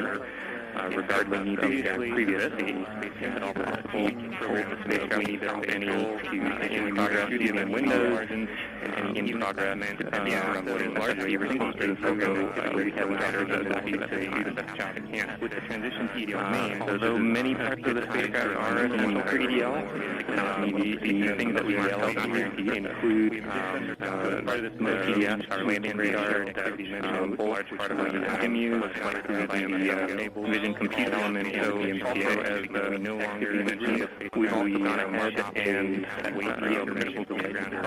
the vehicle config to a previous state. We get a reset at the end of EDL to make sure that when the vehicle wakes up, it assumes that it is in the surface configuration. Although many parts of this here are for EDL, as we watch the rest of the EDL starter include EDL start radar in the EDL 2000 IMU complete. Vision compute element as the repeating to reinforce the vehicle config to a previous state. Reacquire our knowledge to Well, 2, tap 2 is back on now. Sure that when the vehicle wakes up,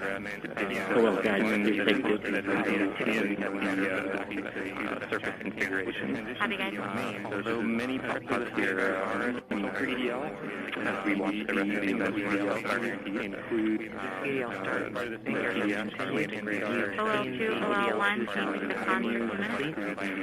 copy that. Compute element repeating to reinforce the vehicle config to a previous state. Reacquire our knowledge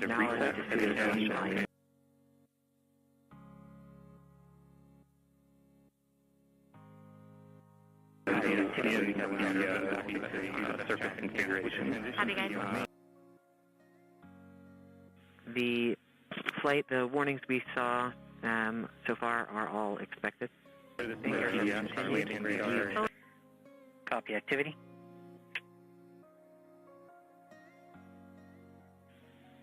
Okay, phase 2, you want to continue the description you were giving? Yeah, sure, flight. Right now we're doing two things. We're taking this opportunity to reinforce the state of the spacecraft. A lot of the actions that we're doing right now, the devices are already in this state. This is something that we do just to make sure that the spacecraft is in the state we want it after any type of fault protection responses may have been executing. Of course, we didn't have that situation today, but that's why some of these actions are here.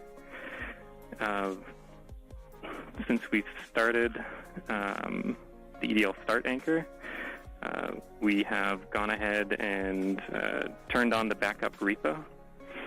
We've also turned off the LCAM heater, which was preheating the LCAM to the appropriate temperature for the beginning of EDL, so it can coast down thermally and be at the right temperature when we use it later on, just before backshell step. We also have our RCS cat beds still on and heating up those thruster cat beds as we prepare to fire them for the first time during guided entry. We should have no change in our avionics state except for the RUREANet that we saw at the beginning, and our flight software execution state should remain the same. But the backup computer running Second Chance will have armed itself and it is prepared to take over as we go through EDL if we should experience any type of reset from the prime computer. OL1 back on net. Copy that. OL2 going off net for 2. Copy. As we speak, we are transitioning CBM states, and I think activity is going to give us a little more information on that in their update. Yeah, copy phase. The CBM change, as I mentioned previously, is to the EDL reserve to a non-coherent route. Activity. Copy flight. EDL phase, go ahead.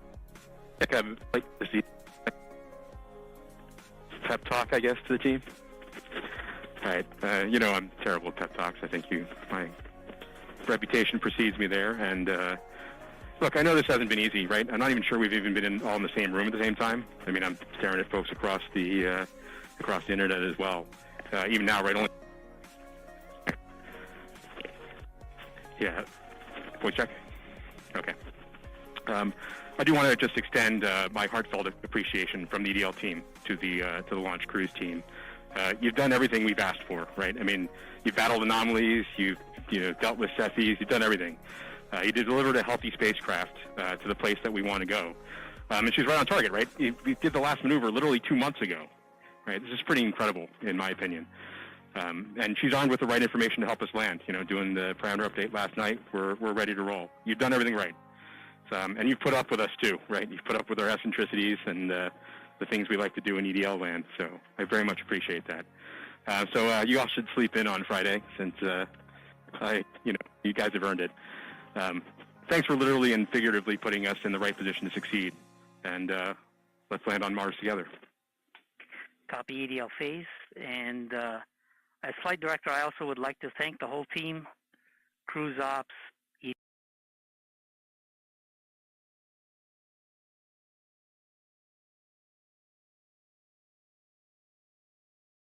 EDL ops, EDL team, and the surface ops as well. It's been an amazing journey. I think we all know that. And it's been my honor and pleasure to work with you all side by side.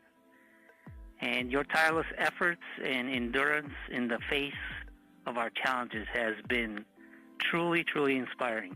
So kudos to you. Mission, would you like to say something? Yeah, just echoing the same words that Al and Magdi have mentioned.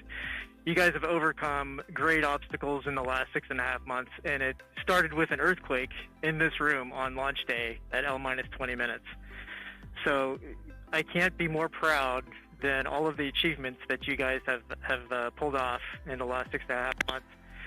Whatever happens in the next hour and a half, you can be proud of the achievements that you've accomplished so far. I look forward to seeing you on the other side, and I only wish that the rest of our team could be sharing this moment with us. This is a very unusual event. This room is only half as full as it would be if we weren't in this pandemic. So missing everybody on the team who's not with us here today. And go EDL. Welcome to the EDL family.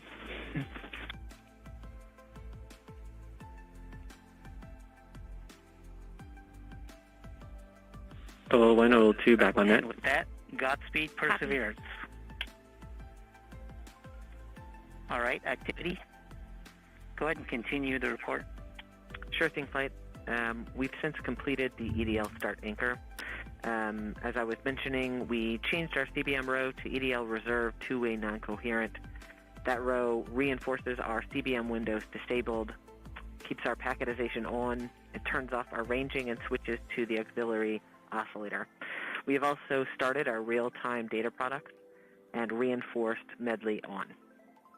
At this time, our next anchor will be at 12:30 local time.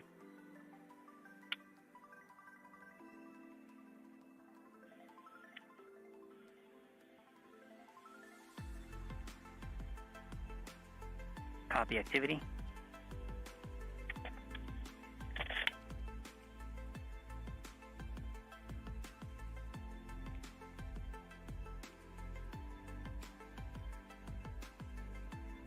OL1, this is TAD1.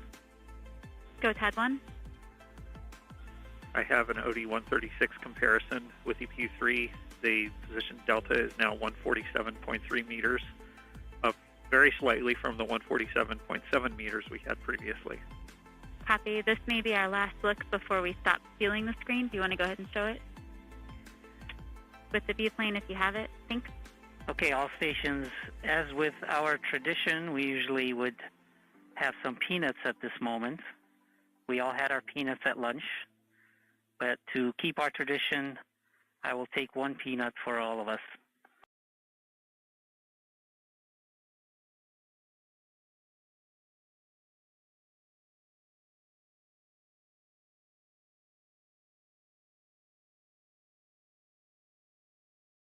To keep our tradition.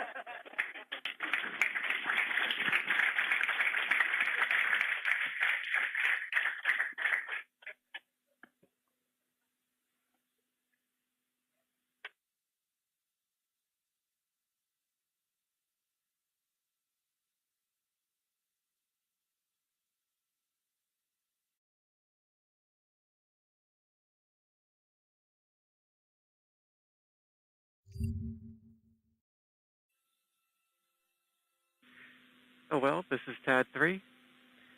Go. Mist distance for OD 133 is 810 meters. Copy. Do you have a pair of runouts on a plot you'd like to share? Yes, I do. Please do.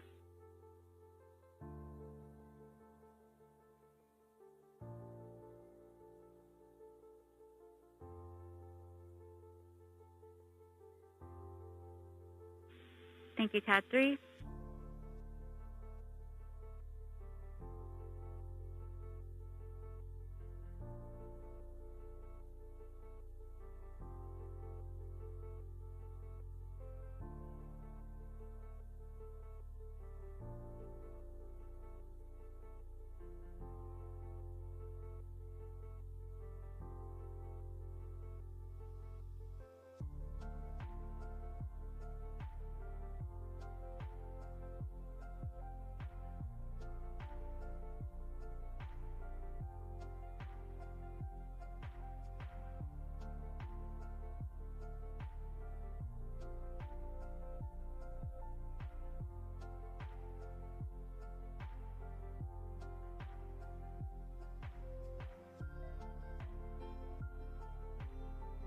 Flight Telecom. Go ahead, Telecom. Telecom, I just want to let you know that radio science reports that despite the inclement weather in West Virginia, the Green Bank telescope was able to point at Mars. There was a threat that they were not going to be able to do it because of the rain and snow, and the ice, but they are doing it. Copy, Telecom. Great news.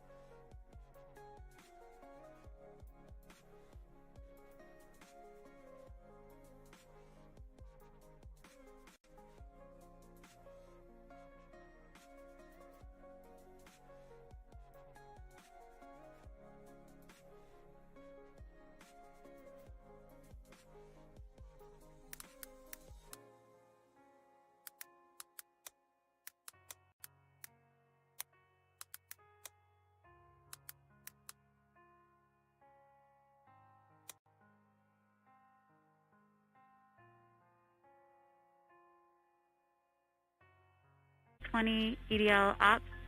Probably the last time if you feel the need to do a battery change to do that before we go into quiet mode. Also, unless we have something updated we want to show in the next couple of minutes, we're about to turn over our WebEx screen to Telecom for tone. At that point, I'm happy to get updates in chat in our WebEx on EDL ops, but I'd prefer to not have any more call-outs over the net unless you see something you do not expect.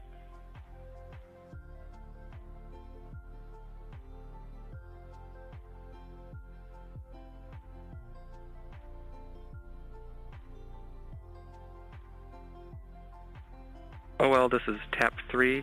I have the runout solution for OD 135, distance to target, 392 meters. Copy. Feel free to share if you'd like.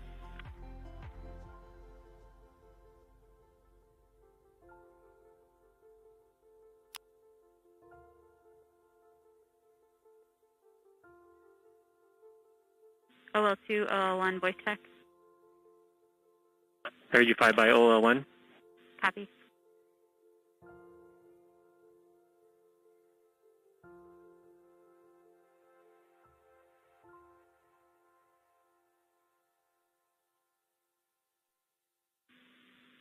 Looks good. Thank you. TAP 3.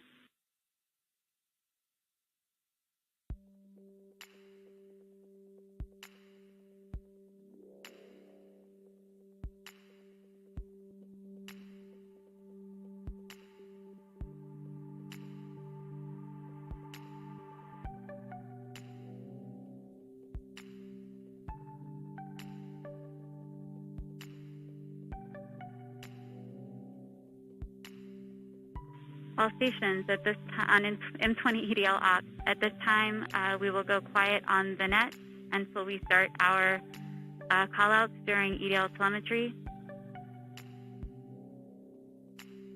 Here we go.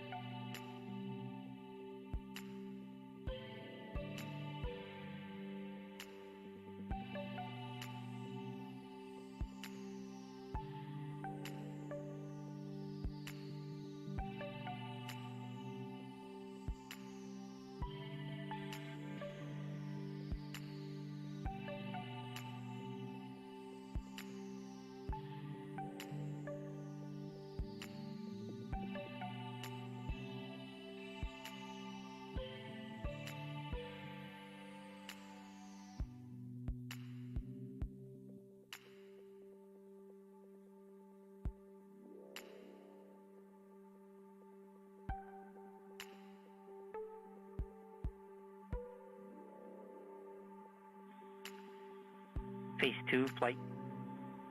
Go flight. At this time, let's continue our briefing for the rest of EDL. Sure. So, after coming out of EDL start, that's our last real reinforcement of the state that the vehicle was in throughout much of cruise and EDL approach. And it's our precursor to making many more radical changes to the state of the vehicle. Matt Wallace said it well the other day. EDL is kind of like a controlled disassembly of the vehicle. As we go through, we need to get rid of the things we don't need anymore and get ready to put our wheels on the ground. So one of the final things that we're doing here is ensuring that our ACS knowledge is top-notch. We depend on ACS to pass an estimate of the vehicle's attitude and rate of change to EDL, and that's our starting point for propagating down to the ground. When we come up in the EDL prep anchor is when we'll take the last state from ACS, and we'll be propagating from that point to the ground until we get more knowledge from the radar once we turn it on.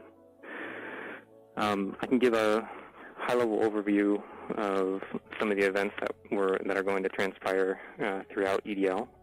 Of course, commentary will be detailing this as we go through, and you'll hear a lot of members of the EDL team calling out specific events as they occur and indicators as we see them. But to give everyone an idea of what we're going to see, we will first start shortly here. We'll get news that the vehicle has separated the cruise stage since we no longer need that. We need to prepare for entry into the atmosphere. After that, we will indeed start the entry process. At this point, we're depending on the heat shield to both protect the spacecraft and help slow us down. We'll be gathering data from our Medley sensors, and we'll be decelerating rapidly at that point. As we make our way through the atmosphere, we'll be firing our DRCS thrusters that poke out the back of the back shell, and this will allow us to steer our trajectory as we make our way through the atmosphere. And this is one of the things that allowed MSL, the Curiosity rover, to land where it did. And we're depending on the same type of entry guidance this time around to help get us very close to our target. as we make our way through entry, finish our guided entry profile, we'll do a maneuver called heading alignment, where we point toward the target and get ready to deploy the parachute. But before we deploy the parachute, we need to get rid of a set of balance masses that have been giving us a center of gravity, or CG offset, throughout the guided entry phase. So these are called the entry balance masses. We also call this maneuver SUFR, S-U-F-R, or straighten up and fly right. So we'll go ahead and eject those masses when we get a trigger from the GNC system telling us that we're at the appropriate range to the target to do so. As soon as we deploy those, we will no longer have a CG offset, and we'll be ready to deploy the parachute 17 seconds later.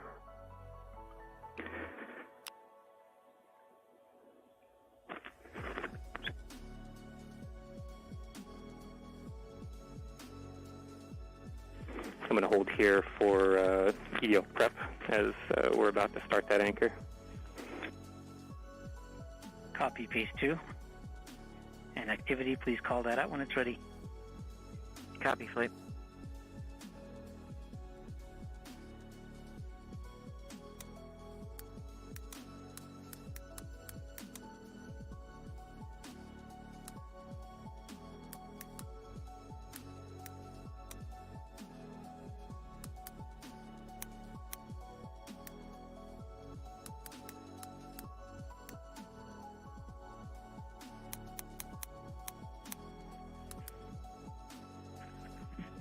All stations at this point, let's limit our traffic on the net to critical issues only.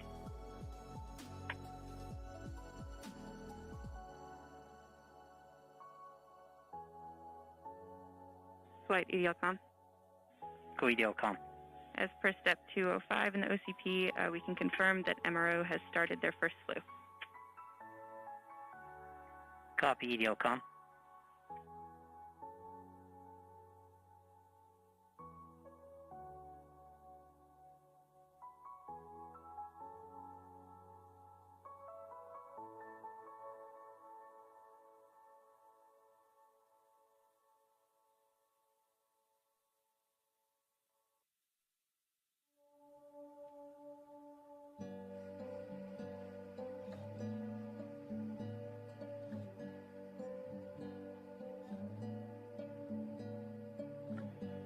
EDL prep anchor has begun.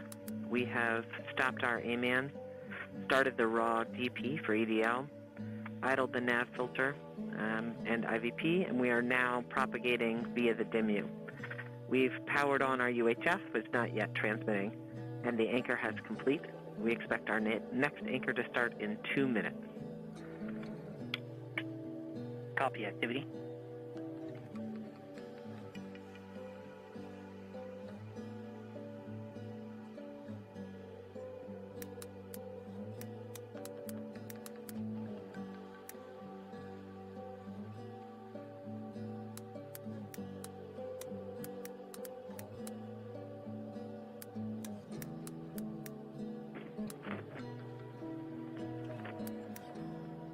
Phase 2 taking a battery change.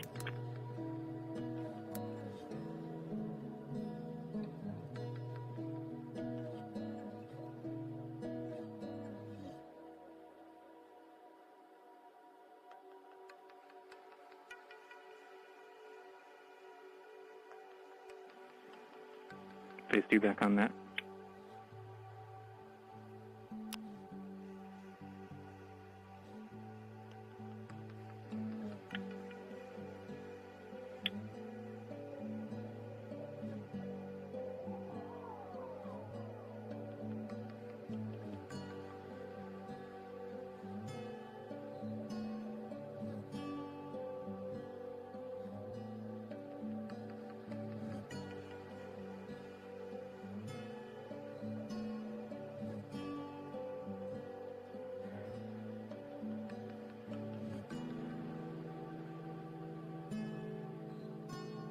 The HRS vent anchor has begun. Here we are reinforcing the BCB discharge and charge states.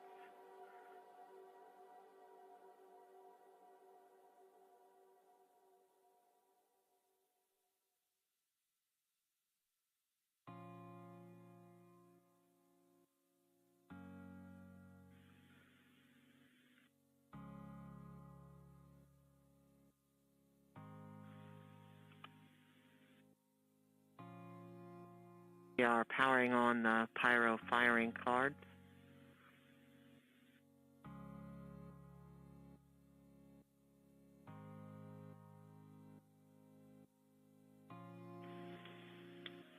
Flight, we're about 14 minutes from entry interface.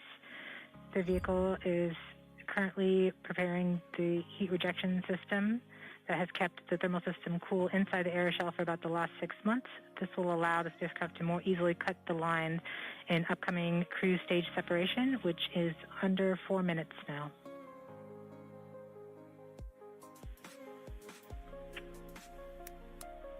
We have now enabled the Rover Pyro bus.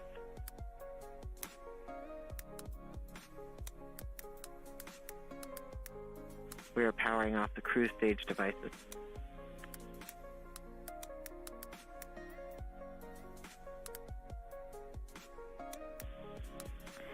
The vehicle is preparing for the upcoming cruise stage separation in about 3 minutes 15 seconds by powering off all the devices on the cruise stage in order that they can be safe once the cruise stage is jettisoned.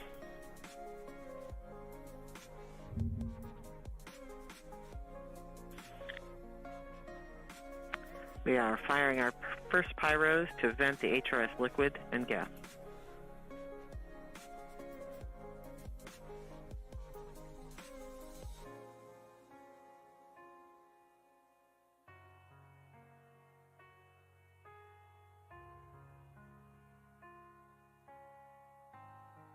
The HRS vent anchor is complete. We will see the next anchor in approximately 3 minutes. We are currently 12.5 minutes from entry interface. We are coming upon cruise stage separation in 2 minutes and 20 seconds.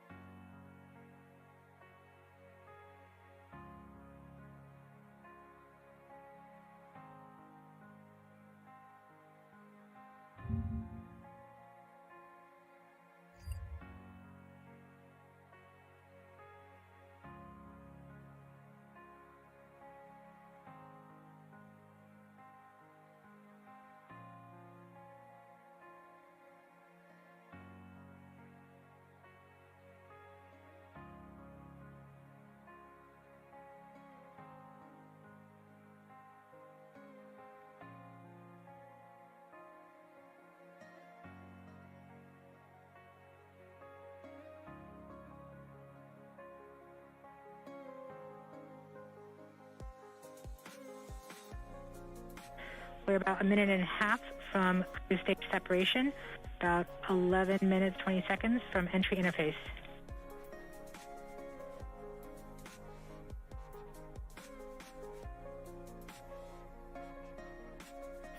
We are switching to the MFSK tones. Telemetry will have stopped.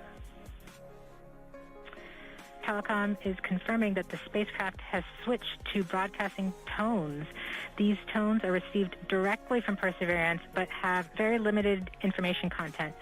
We won't receive real-time information until about 9-10 minutes from now, once the Mars Reconnaissance Orbiter starts relaying information from Perseverance. We are under 1 minute from cruise stage separation, about 10.5 minutes from entry interface.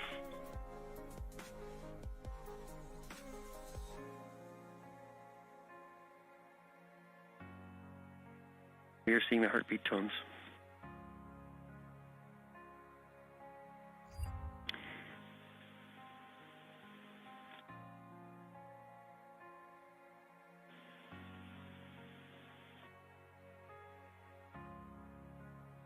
We are continuing to receive tones from Perseverance, standing by for cruise stage separation.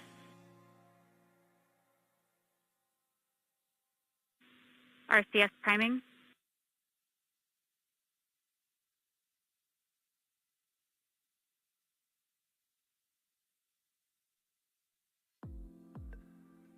Cruise stage up. We have indication that cruise stage separation has been confirmed by the spacecraft.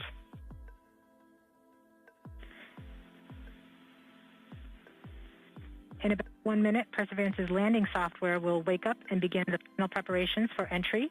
The first action it will do is to fire warm-up pulses with its entry thrusters. These pulses ensure that the spacecraft gets the thrust that it wants during entry interface. We're about 9 minutes from entry interface.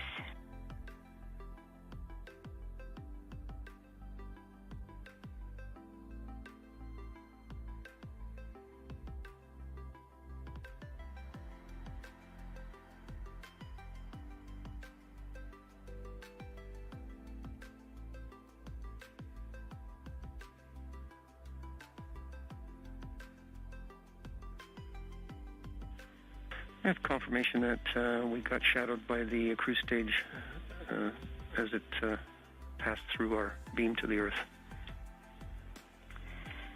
Telecom indicated actually that we could see a signal that the cruise stage went between the Perseverance entry capsule and Earth. So we saw a little blip, the data stream indicating cruise stage separation.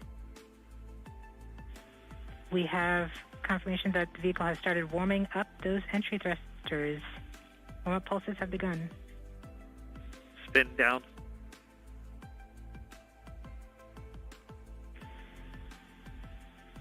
At this point, the spacecraft is trying to stop its spin BBM. from the cruise 2 revolutions per minute down to 0, and then will turn to its desired orientation from entry. It will separate the 2 balance masses that has kept it balanced during all of cruise. This will allow the entry capsule to have lift when it enters the atmosphere. We have confirmation that the spacecraft has turned to the desired entry attitude. We are about 7.5 minutes from entry interface.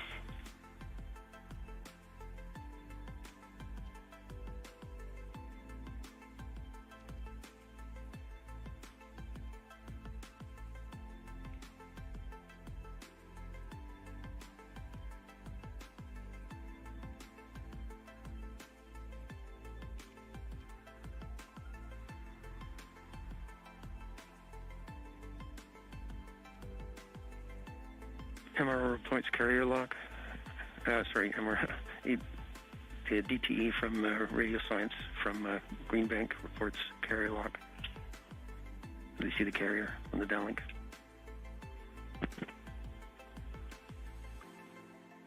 Flight level 1. We are continuing to wait for entry interface. We're about 6 minutes and 45 seconds from entry interface. We have confirmation from Greenback that they are receiving direct-to-Earth telemetry via that path. The spacecraft Perseverance is currently transmitting heartbeat tones. These tones indicate that Perseverance is operating normally and has nothing significant to report. This is as expected. We're currently just over 6 minutes from entry interface.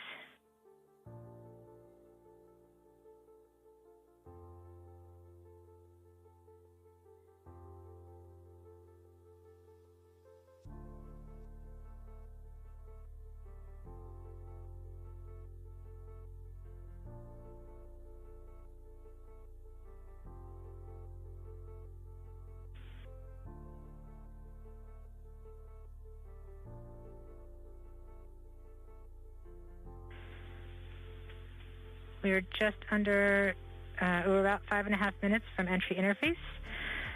We're still receiving heartbeat tones. We expect to continue receiving heartbeat tones until about 5 minutes after entry. At that time, Perseverance will be no longer in view of our antennas here on Earth. About 90 seconds prior to entry, the Mars Reconnaissance Orbiter should begin receiving telemetry from Perseverance and streaming it to Earth in near real time.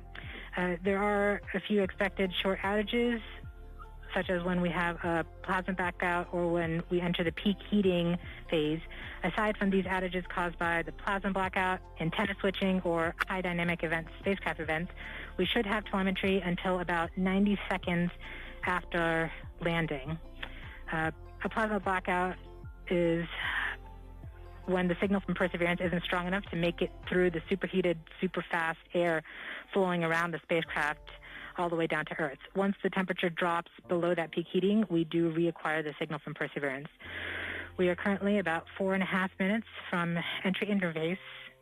Perseverance continues to report heartbeat tones, indicating everything is nominal.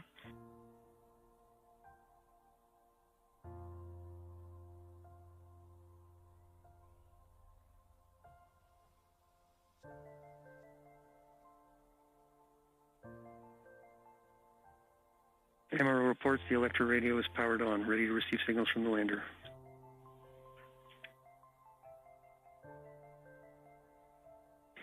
Mars Reconnaissance Orbiter has reported that it's ready to receive the signals from Perseverance.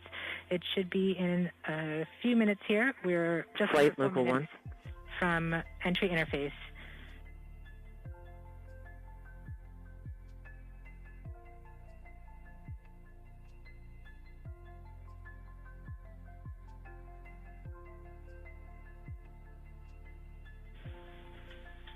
Around this time, a second spacecraft, Maven, should begin picking up telemetry from Perseverance and will continue to record that telemetry until several minutes post-landing. We won't get that data for several hours after landing as it's being recorded and then will be forwarded to Earth later. We are continuing to receive heartbeat tones, indicating that everything is nominal. We're currently at about 3 minutes until entry interface.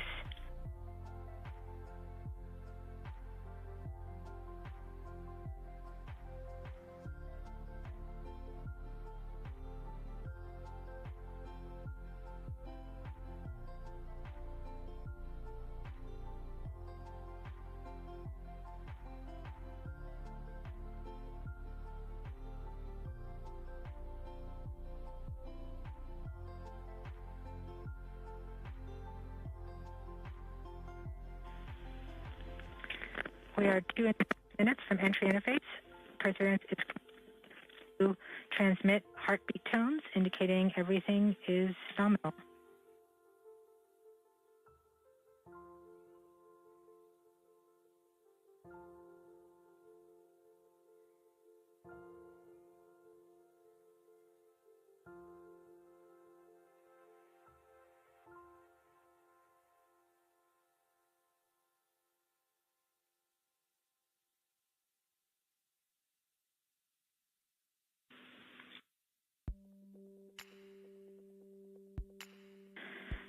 We're just under 2 minutes from entry interface.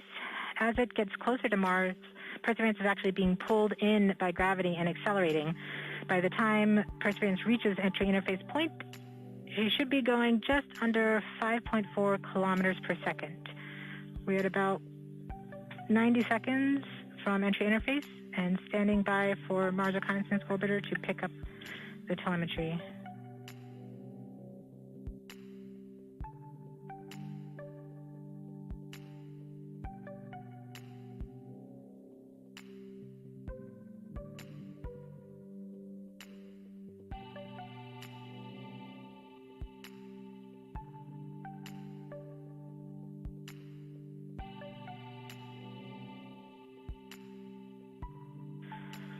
We are 1 minute from entry interface.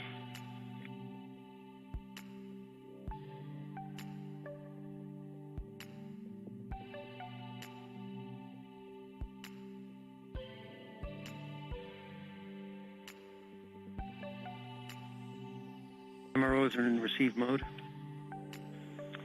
We have confirmation that the Mars Reconnaissance Orbiter is now relaying data from Perseverance. We're about 30 seconds from entry interface.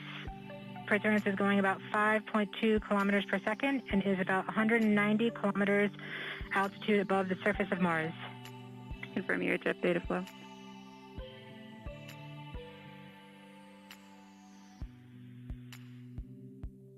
About seconds from MTLW entry interface. on.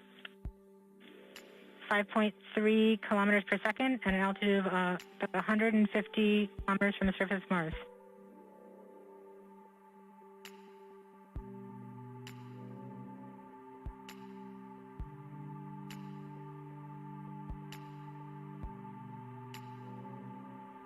Entry. We have confirmation of entry interface. Perseverance is currently going 5.3 kilometers per second at an altitude of about 120 kilometers from the surface of Mars.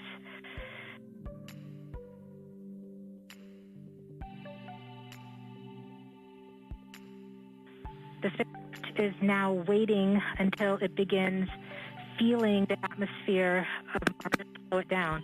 Once there is enough atmosphere, it will start controlling its path to the landing target. Doppler indicates entry into the atmosphere. Navigation is also confirming that we can see a little bit of that slowdown of the atmosphere on the Perseverance entry capsule. Our current velocity is about 5.36 kilometers per second and an altitude of about 67 kilometers from the surface. We are probably seeing MRO plasma blackout at this point. Bank 1 completed.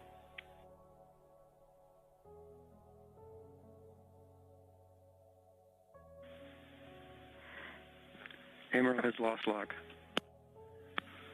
Doppler indicate reversal, bank reversal.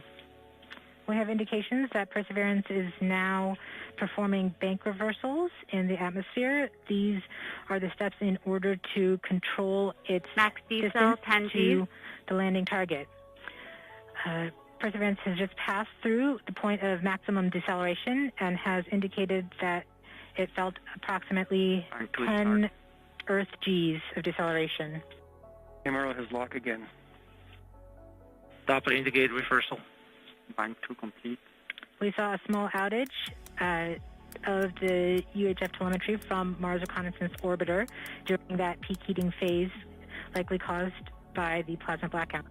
Perseverance is still continuing to perform bank reversals in the atmosphere to control its distance to the landing target. Doppler indicate reversal. End of range control, range minus 1.9 kilometers, cross range minus 2.4 kilometers.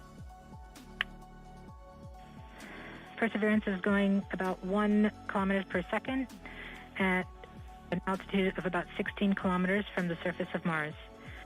We have entered heading alignment, which means Perseverance is no longer trying to control the distance to Mars, but to the target on Mars, but instead is flying straight to the target.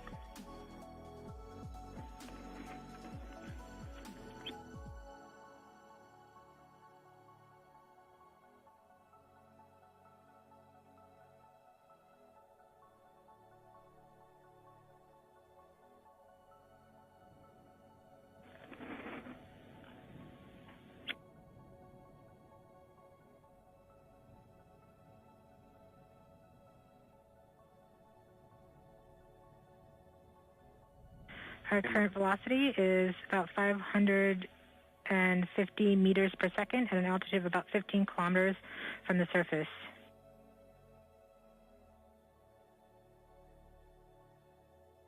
MRO is reporting good telemetry log.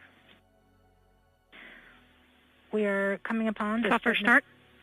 We are starting the straighten up and fly right maneuver, UBMD jettison, where the spacecraft will jettison the entry balance masses in preparation for parachute deploy and to roll over to give the radar a better look at the ground. Doppler indicates chute deploy. The navigation has confirmed that the parachute has deployed and we are seeing significant deceleration in the velocity. Our current velocity is 440 meters per second at an altitude of about 12 kilometers from the surface of Mars.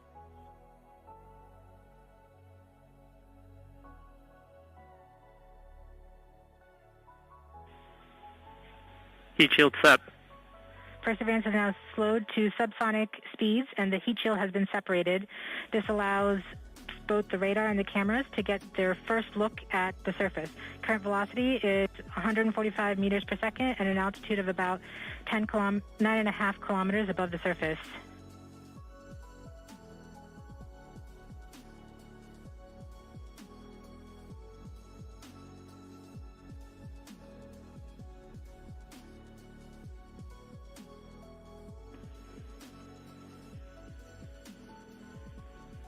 Nav filter converge. Velocity solution 3.3 meters per second. Altitude 7.4 kilometers. Now has radar lock on the ground. Current velocity is about 100 meters per second, 6.6 kilometers above the surface of Mars. Perseverance is continuing to descend on the parachute. We are coming up on the initialization of terrain relative navigation and subsequently the priming of the landing engines. Our current velocity is about 90 meters per second at an altitude of 4.2 kilometers. OVS valid. We have confirmation that the lander vision system has produced a valid solution and part of terrain relative navigation. Priming. TBA is nominal. We have priming of the landing engines.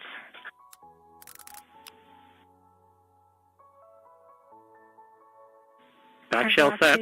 Is 83 meters per second at about 2.6 kilometers from the surface of Mars. We have confirmation that the back shell has separated. We are currently performing the divert maneuver. Current velocity is about 75 meters per second at an altitude of about a kilometer off the surface of Mars. Here in Safety Bravo. We have completed our terrain relative navigation. Current speed is about 30 meters per second, altitude of about 300 meters off the surface of Mars. SDS level. Constant velocity 104. accordion. Constant velocity accordion, altitude error. We have started our constant velocity accordion, which means we are conducting the sky crane, about to conduct the sky crane maneuver. We've lost direct to Earth tones. Throttle down. Sky crane maneuver has started. About 20 meters. Tango Delta.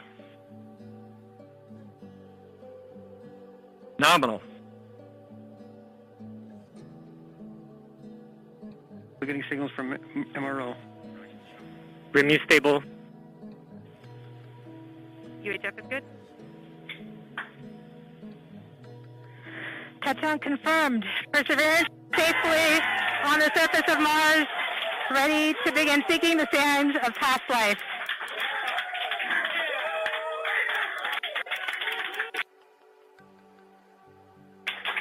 At this point, the descent stage has flown away to a safe distance. Perseverance is continuing to transmit direct through Mars Reconnaissance Orbiter to Earth.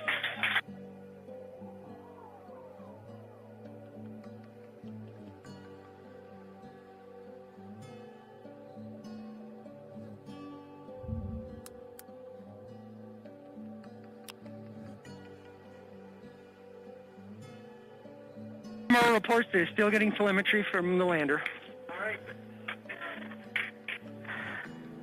All right, all stations. Touchdown confirmed. We're going to wait for the images.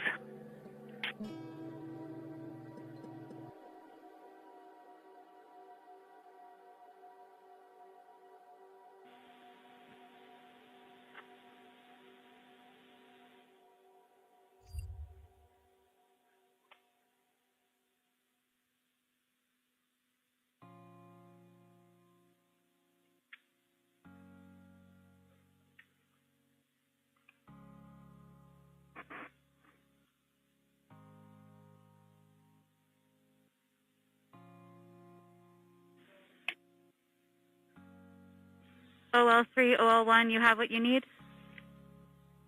OL3, I have what I need. Flight, we have seen the completion of EDL 3000. Copy. Copy activity. That is as expected.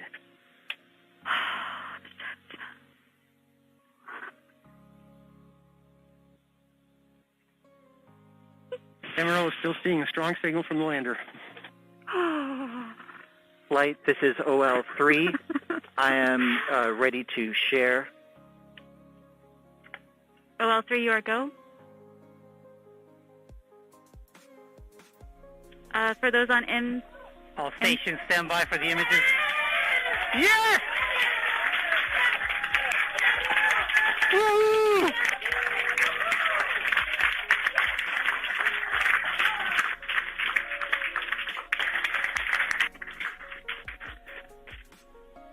Flight, this is OL3. I have the target point on the map when you are ready. We are ready, OL3. Go for it.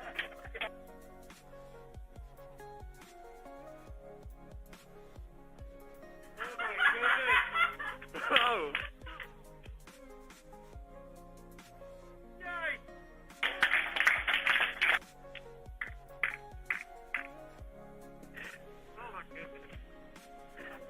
Flight, I'll be moving in, showing you the safe zone that we've landed in.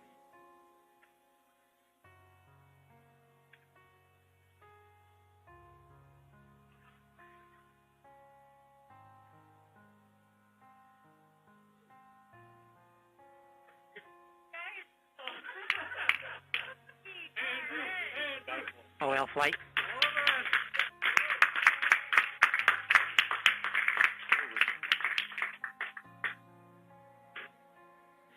TRN. TRN.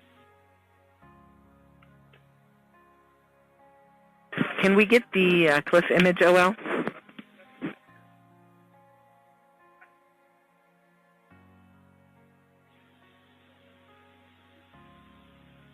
Activity, this is OL. Can you repeat that request on M20 EDL off?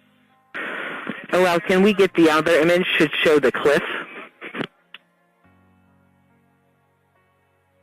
I'm sorry, say what image again? I'm not understanding. Flight OL3. OL3.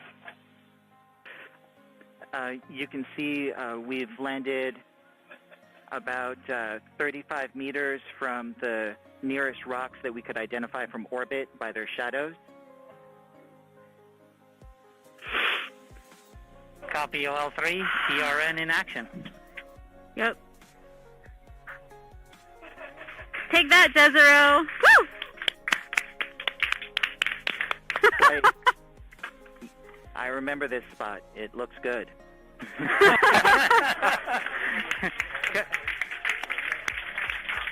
Copy OL3.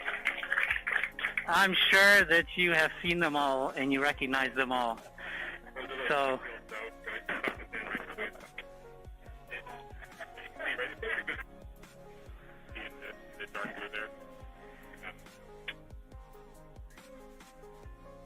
Flight reports Electra still in lock with the lander. Flight, we have seen the transition to surface. EDL is done. Woo! Woo-hoo! Transition to surface. All stations are... Thank you, MRO.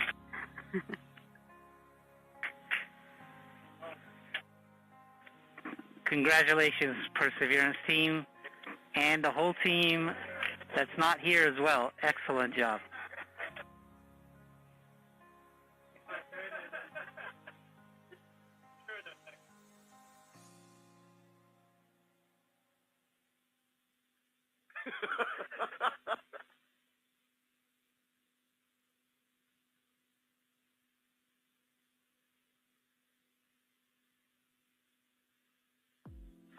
All stations on M20 EDL ops, we have transitioned to surface as reported downstairs. If you're part of that story to the surface team, make sure you're starting to work those inputs, please.